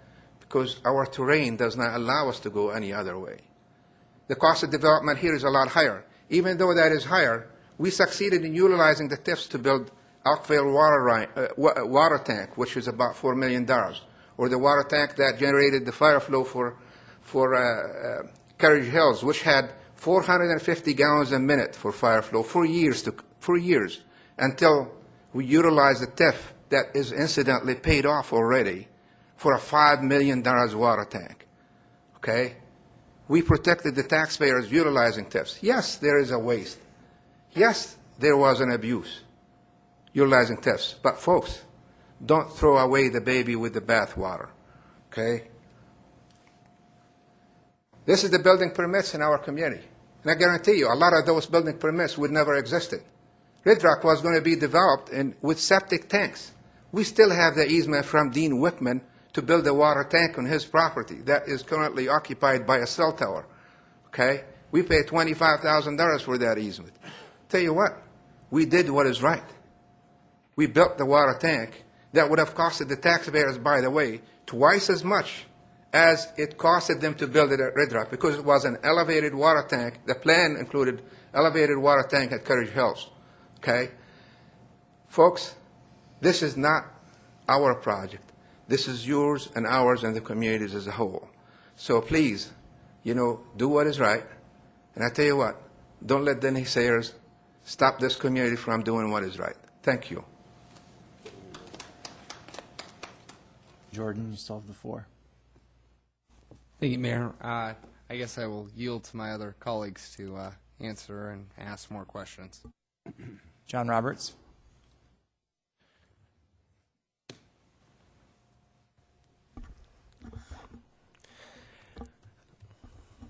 Thank you very much, Mr. Shaffey. A lot of the things that I was going to say, you said for me. You're making my job very easy for me. I was just going to point out a little brochure that a friend of mine showed me the other day that has the mill levy from Rapid City from 1985. And it was considerably higher in 1985 than it is right now. So I think that does show that TIFs have been doing quite a bit for Rapid City.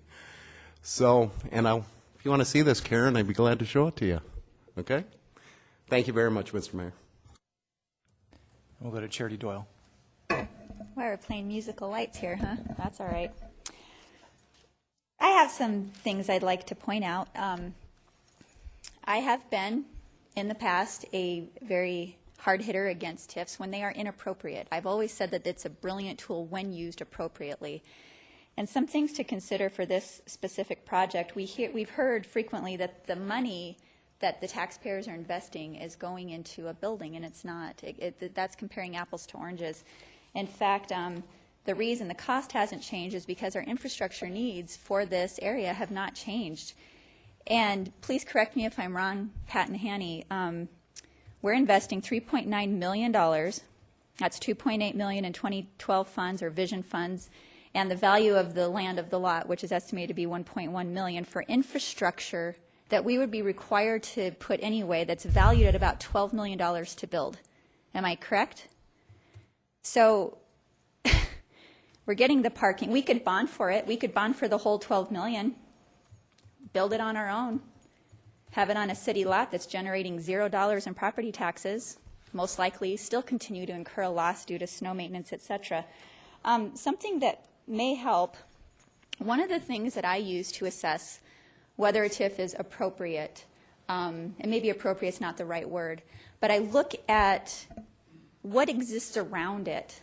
You know, when we talk about doing a TIF in a remote area where city services aren't currently, it is going to cost us to provide those services. And that's not part of what's budgeted for when we look at a project such as this. Downtown, we already have coverage, 360 degrees, if you will. So we talk about, there's going to be people in the buildings. They may require police or fire, sure.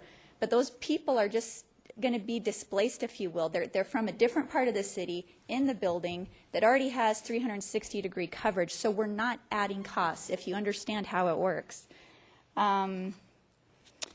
We keep people keep bringing up the CPI, that we raised property taxes. Something to consider is that under the previous administration, we had a zero growth budget for 4 years. That doesn't that isn't free.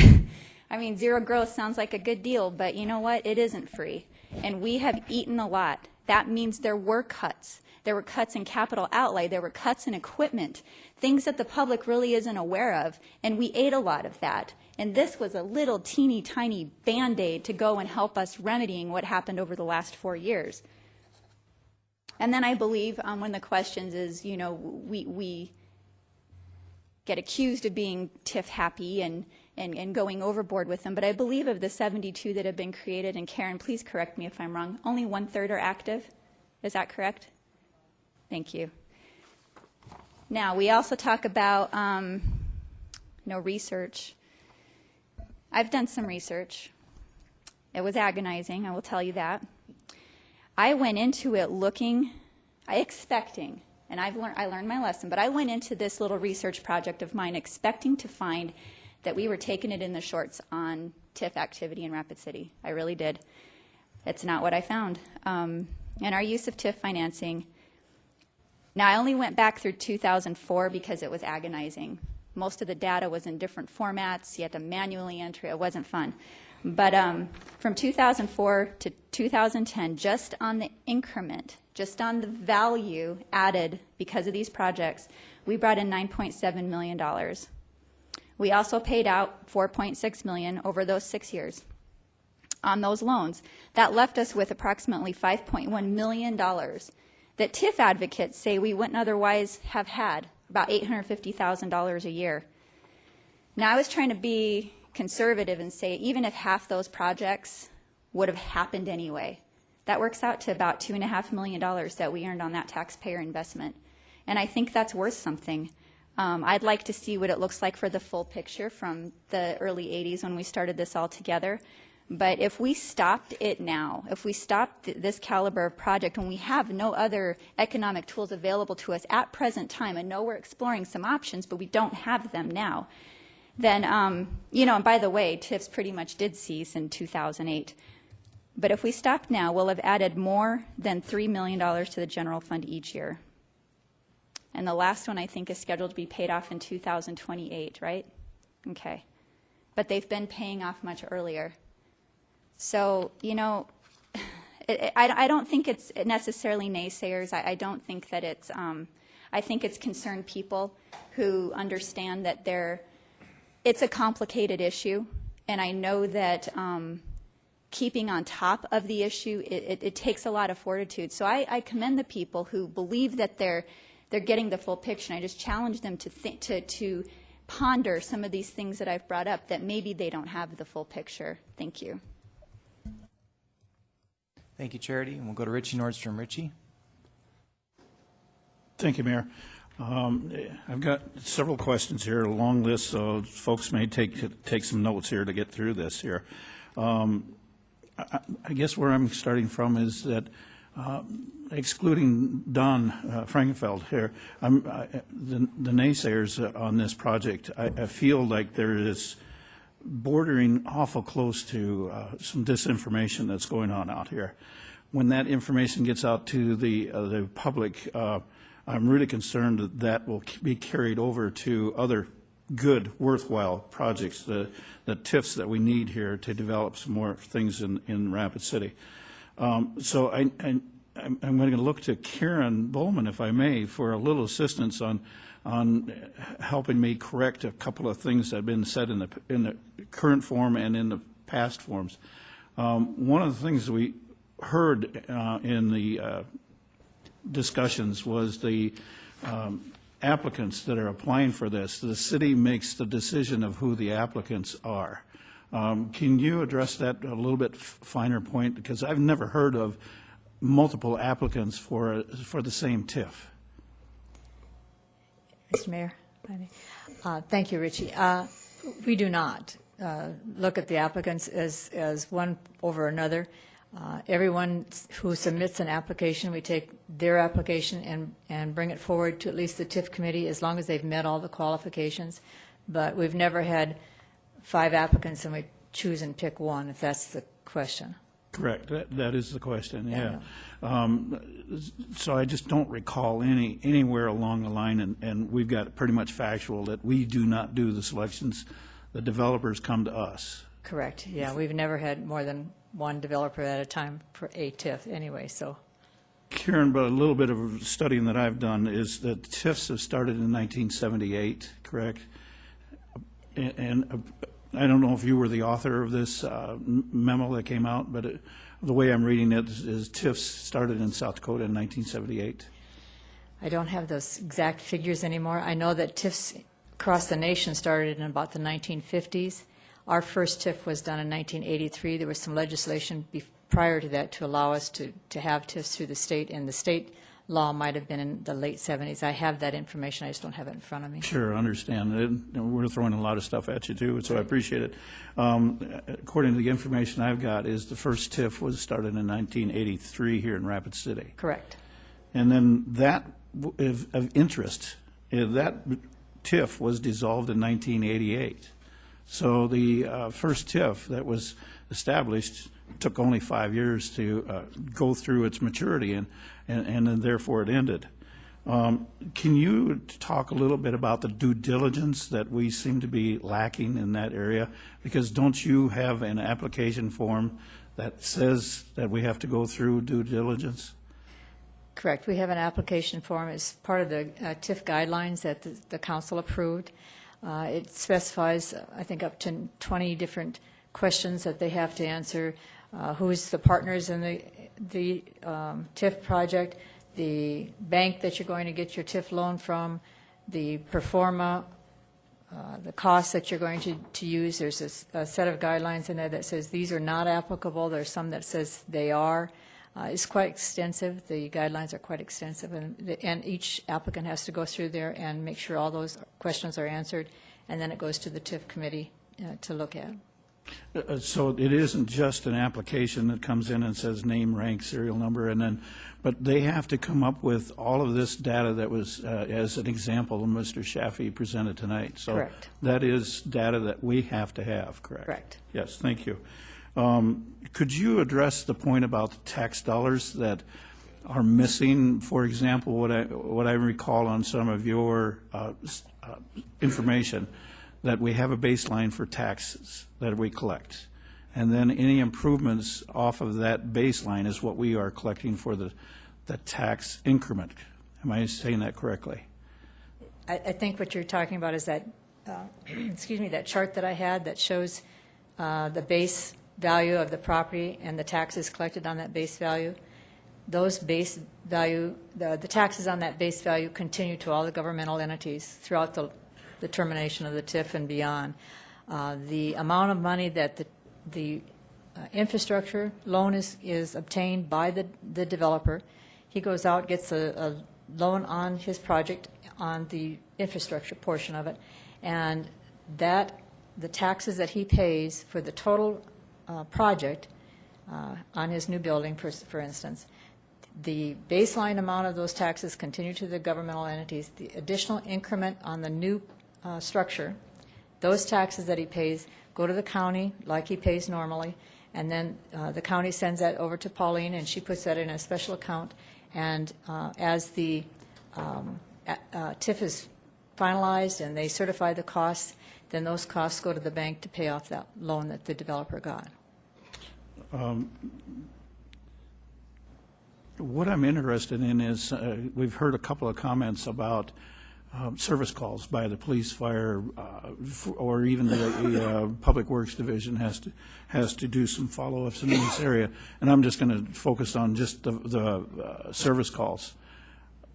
Most of our city, and maybe this will be a question for Pauline directly, is that most of our employee costs are driven by or comes out of sales tax collection. Am I saying that correctly? Let Pauline answer that question.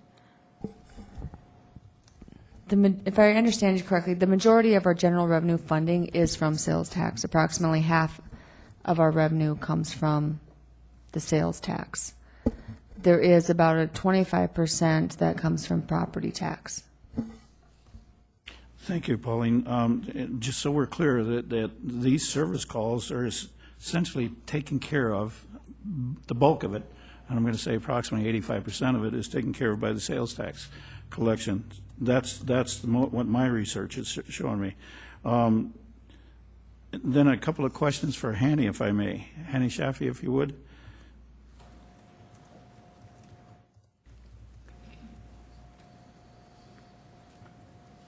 I need your crystal ball. You told me that, you told the council members here that it was I forget what year it was, but that the current parking lot was not improved. Essentially, there was a building that was burned down. Do you remember what year that was? I believe it's like 73, if I remember right. So we're approaching 40 years that we haven't had any improvements other than the parking lot. Yes, sir. Okay. The crystal ball aspect of it is that how would we have known that somebody would improve that project or that property without a TIF? Is there any way we would have known that? We actually, as a city, I believe, it was Mayor LaCroix that anticipated building a parking ramp on that. Unfortunately, the city has other priorities and funds were never available just for that specific project. Henny, do you anticipate we'll have some businesses there will we be collecting sales tax from? Yes, sir. Thank you. And that shows in your report, if I remember right? We actually have not accounted for even sales tax generated by the project. You understand? We actually did not even account for the conventions that this project will attract that would not have come to Rapid City if it was not for this project. Just to give you an idea, for example, we actually have 2 conventions that are trying to reserve the conference center within that project for July of 2014. And then one last question for you, Hanny. We've talked a lot about new income tax credits. Have you got any more information for us on new income, the NITCs? Well, actually, I have some information I'll be more than happy to share with you. We have been working with Dakotas America in the past on this project, and they're the ones who started this. Unfortunately, for this year, they did not get any allocation. So we are working with a different CDE who is going to provide us with the necessary new market tax credits for this, and that group or that is working with the bank to finalize that portion of the project. Thank you, Henny. And if I'm getting in a confidential area, that's fine. I appreciate that. I'm sorry about the vagueness, but that's... Yeah, I totally understand. Mr. Shafi, I'm just really concerned about the misinformation or the information that's getting left out, that's getting presented to the public. And I think we need to stress the positive things that are happening with this. And so I thank everybody that's been able to support this concept going forward on this. So we do get the air cleared and the correct information that's sent out there. So I appreciate your help. Thank you, Henny. Thank you, sir. I'll yield the floor. And we'll go to Ron Sasso. Mr. Shafi, just let's see, one quick question for you, which is how large is that convention center as far as number of people it will hold? It's approximately 400 people, or plus or minus. 400 people in downtown Rapid City. Yes, sir. Okay. If you can make it bigger, great. There is actually a side patio beside it just to allow for a lot better atmosphere, so hopefully people who come into town, they will have a different experience than they even would had in a bigger city or in a more urban area than ours. It's time to showcase our community. Yes, definitely. And that's actually just, I will keep my comments brief, but that's one where when we look at bringing people into Rapid City. That is one of the ways we're looking at developing and utilizing that. One thing that I want to quote Karen Bowman on is when development would not happen otherwise, that's when we should use a TIF. And this property has sat and sat and sat for a very long time. We are getting parking that we desperately need. That is really where the TIF is at. But we're getting a huge benefit in what is being built there.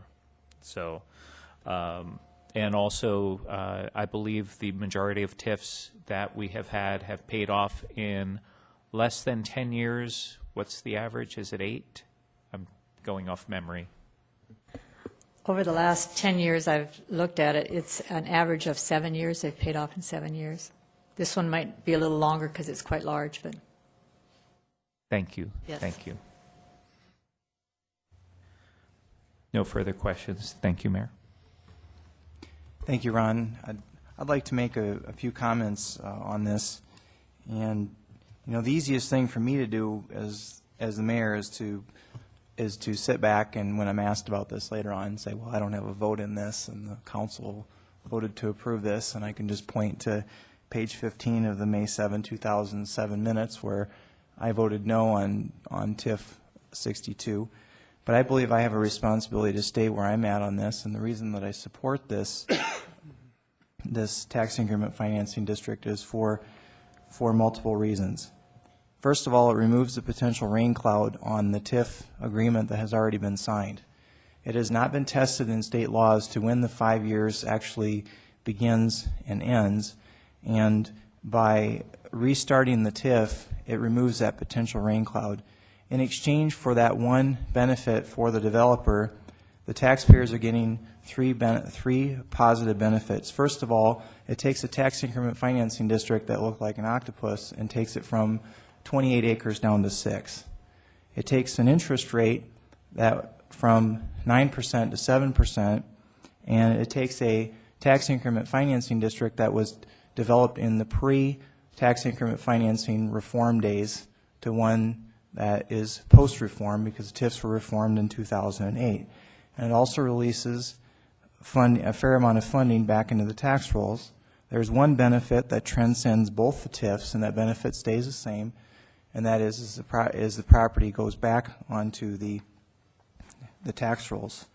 Regarding the property taxes, I want to say to Steve, I value your input, and I respectfully submit that there's a couple of other things to consider. We have been in the process of working on the budget. We'll be unveiling the full budget here in a couple of months. But at this point, the plan is for the budget, based on my discussions with the finance officer, is her conservative recommendation is that we have a 3% sales tax presumption for the sales tax for 2013. And my recommendation is to, and I'm not bringing forward a CPI increase, and there are 2 CPIs for property taxes that we could theoretically take. One is for 2010 and one is for 2013. And one of the reasons that we're able to do that is because of the 3 tax increment financing districts that have expired that put a tremendous amount of property taxes back on the tax rolls. Regarding the CPI, there was an important program last year that was put into place called the Compass program. We also had police in streets that had tremendous needs. And when I took office, we found out that the previous administration had been spending into the reserves, and we didn't know. And that was then. This is now. We're now moving forward. But I think it's important to put that into context. For those who, first of all, I think, Don Frankfeld, I think your concerns are valid. I think you have valid concerns. And I think for those who think that the first TIF was wrong and who think that the second TIF was wrong, then I would say to you that this is truly about choosing the wrong that's more right. And I believe that we are making a positive decision by moving forward on this tax increment financing district. I completely support it. I believe it's a good compromise, and I believe it's a good decision for the long run, and I don't think that none of the above is an option. Inside joke. Now we'll go to Bonnie Peterson. Thank you, Mayor. I won't rehash what other people have said that I support. I just wanted to also thank Mr. Frankenfeld for bringing his concerns forward, because I certainly share his some of his concerns and his observations. When you consider what the mayor has said, the time value of money, the city getting a $12 million garage for about $4 million. I believe this TIF is going to be good for our people and good for our bottom line. And I also liked your analogy about the train has left the station. So, but anyway, thank you for bringing those forward.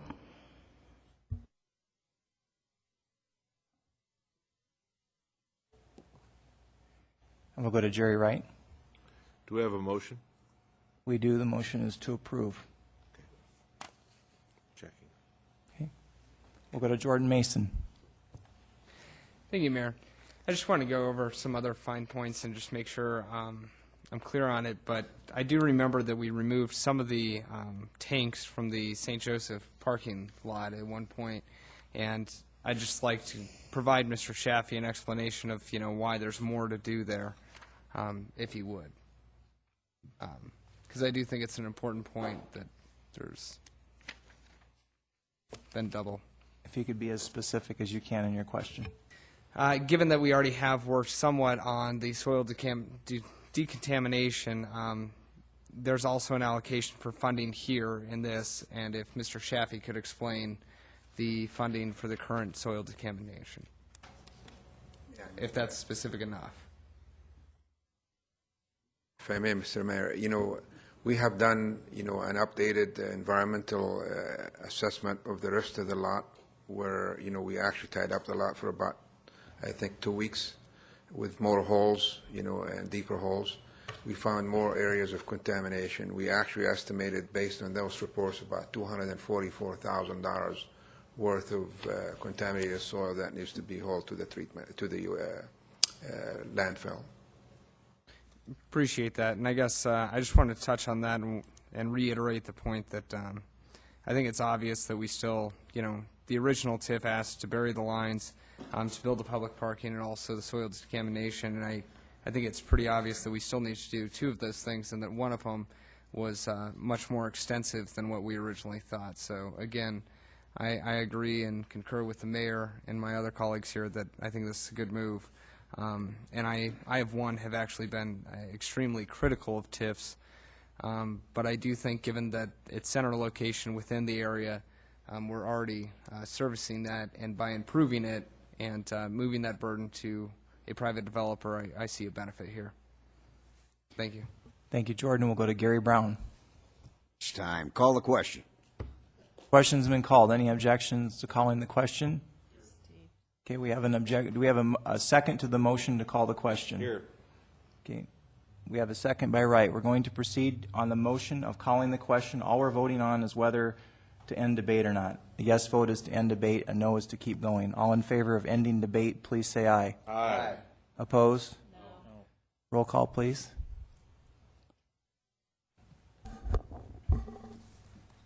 Nordstrom. Mason. Doyle. Sasso. Davis. Peterson. Roberts. Brown. Wright. Aye. Lorente. Motion carries 6-4. Hold on a second. Is it a 2/3 vote on to end debate, or is it a simple majority? To be honest, Mayor, I don't know off the top of my head.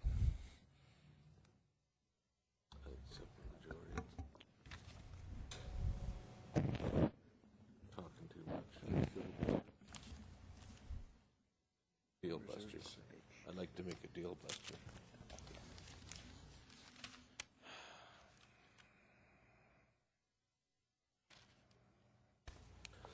Do you remember in that current parking lot there's 350 parking spaces out there? Is it 250? What is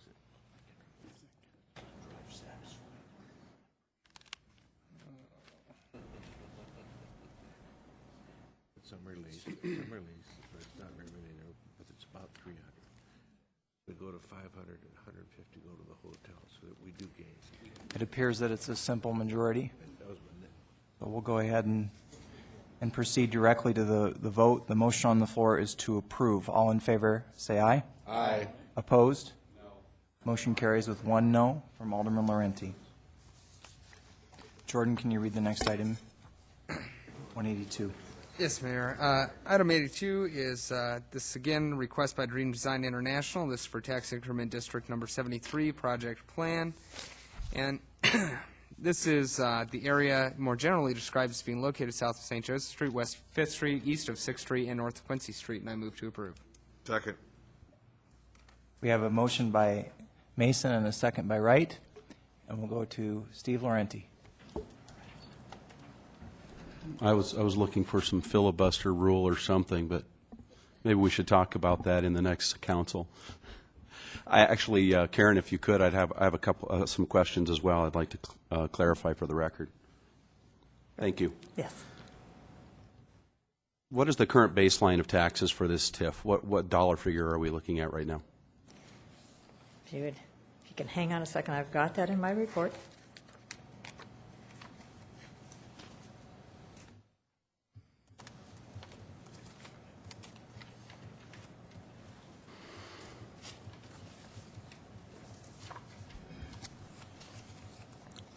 The baseline for this tax increment district is $3,583,600. Is that the baseline? Does that include the life of the TIF that we're going to be collecting? No, that's the base amount that is there today. Okay. The value today. Do we have we previously, committee, or maybe you might not know city council, but maybe some of the people on the council can weigh in on this as well, but have we ever turned down a TIF application? Yes. Okay. Do we have a report that quantifies the cost to the taxpayers for the life of the loan? The cost to provide all of the services throughout the life of that loan? Do we have a report that shows that? No, we do not, and it's never been asked before, so. Okay. Thank you. Thank you very much. You're welcome. And I just wanted to say one last thing. You know, ladies and gentlemen, I'm not against private development. It's one of the things that I support wholeheartedly. The reason I oppose this TIF is because this private development is asking for public assistance. You've heard it from the private developers themselves, where they have said that this development cannot happen without public assistance. And I will attest to you that it's very dangerous for us to go down this road, especially knowing our current financial situation and without knowing what the cost is going to be to the taxpayers. Again, you've heard a lot of numbers tonight. A lot of numbers, but what you haven't heard is that, what you just heard from our own staff is that there is not a report that tells the taxpayers how much it's going to cost them to support this development over the life of that loan. There is not a report. And we're going to make a decision with the taxpayers' money, because they're going to have to support it for the life of the loan, without being able to tell them how much it's going to cost them. That has not been established. And for me, and I appreciate the mayor's comments, and I know that he has made great improvements and that he's looking for alternatives to TIFs as well, and I think that's a smart move for our city.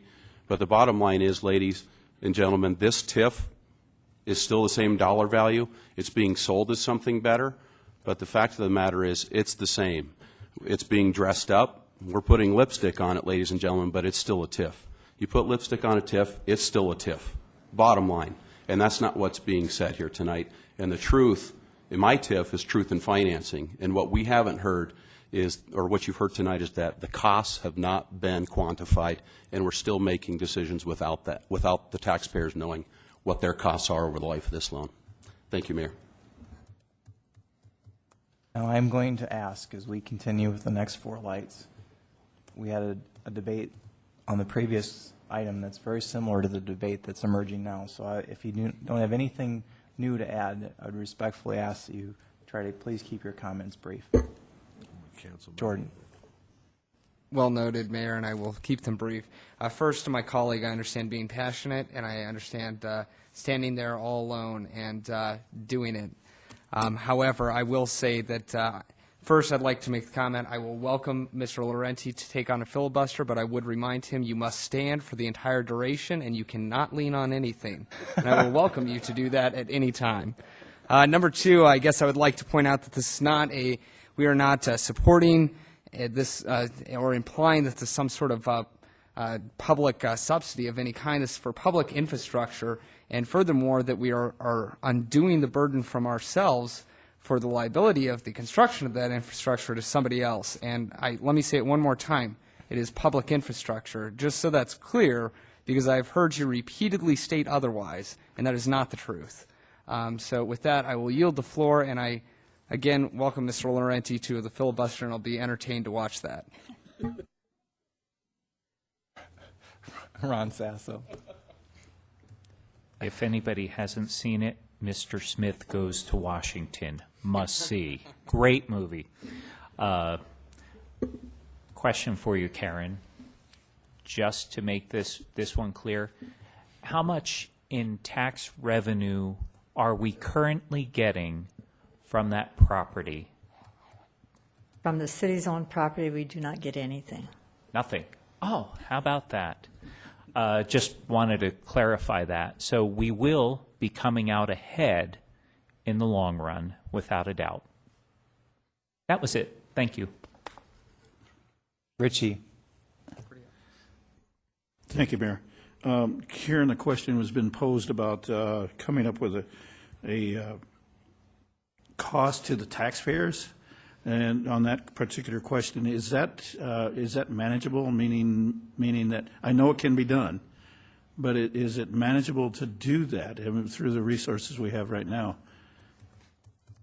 I think it would be somewhat subjective.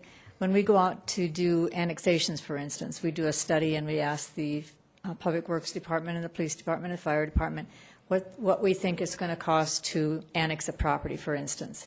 And they need to tell us whether they need to produce a new fire station, if they need to hire additional workers, those kind of new equipment to maintain and take care of those properties. I think the same thing would be done here. We'd have to do that. It's not something that the council has ever asked us to go out and do. We do when we go through the tax increment process, we do send out comment sheets to Public Works, for instance, and make sure that the costs that are there are reasonable costs and it makes sense. If there was something that would flag this is really going to be detrimental to the city, I've not heard that from the staff, coming forward, at least not with this particular project. There's been some others, as we've talked about. There's some that we did not approve and did not go forward. But this particular one, we have not seen that. If that question was asked on this tax increment district, I would ask the different staff members to say, is it going to cost you more to maintain this building if there was a fire, for instance, and those kinds of things? But that would be up to them to give me those costs. Thank you, Karen. That's very interesting. Thank you. The last question I have for you is, and I'm going to try to phrase this very carefully, when we're talking about public-private cooperation, a lot of these TIFs are being developed with public interests. I hope I'm saying that correctly, meaning moving a gas line, moving power lines. So the primary purpose behind a TIF, not the only purpose, but a primary purpose, is so that we can develop or enhance public infrastructure. The primary purpose of a TIF actually is an economic development tool, and within that framework of a TIF, the idea is that if we're going to provide any assistance with tax dollars, it is for public good. So it's for the extension of water or sewer lines, putting in a new water well, those kinds of things that would serve not just this property, but other properties around it. And in this case, it would be providing parking for the public, and so that is a public good. That's one of the criteria that we have for tax increment districts. The state has several legal things that have to be forwarded, they have to meet. The city has adopted guidelines that are much more strict than that. And so they have to meet certain guidelines that are for the public good, if you want to call it that, but it has to be for a public infrastructure of some kind. Thank you, Karen. I appreciate the information. I'll leave the floor. Jerry Wright. Quick question. I understand that the police and fire service is significantly paid for by sales tax. Is that correct? Or supported by sales tax? Is that correct? It's not all, but a significant amount. I guess unless I actually ran the numbers and compared who actually brought in what revenues, I'm not prepared to answer that. That's not what I thought I answered previously. Previously, I said the general fund is predominantly funded by sales tax, about half of the general fund in total. That includes salaries, operations, all of it. That's police and fire, right? Police and fire are in the general fund, yes. So it could be, and I believe this will generate quite a bit of sales tax, correct, during its life? Right? So under those assumptions, it looks to me like the lipstick is paying part of the freight. Thank you. Motion on the floor is to approve. All in favor, say aye. Aye. Opposed? No. Motion carries with 1 no from Alderman Laurenti. Item 183, bill list. Pauline? Thank you, Mayor. The bill list is that which is before you, the total of which is $10,710,272.39. Do we have a motion? Motion by Roberts, second by Peterson. Any discussion? All in favor, say aye. Aye. Opposed? Motion carries. We have a motion to adjourn. Motion by Doyle, second by Mason. All in favor, say aye. Aye. Opposed? Motion carries. We're adjourned. Thank you, everyone. Have a great night.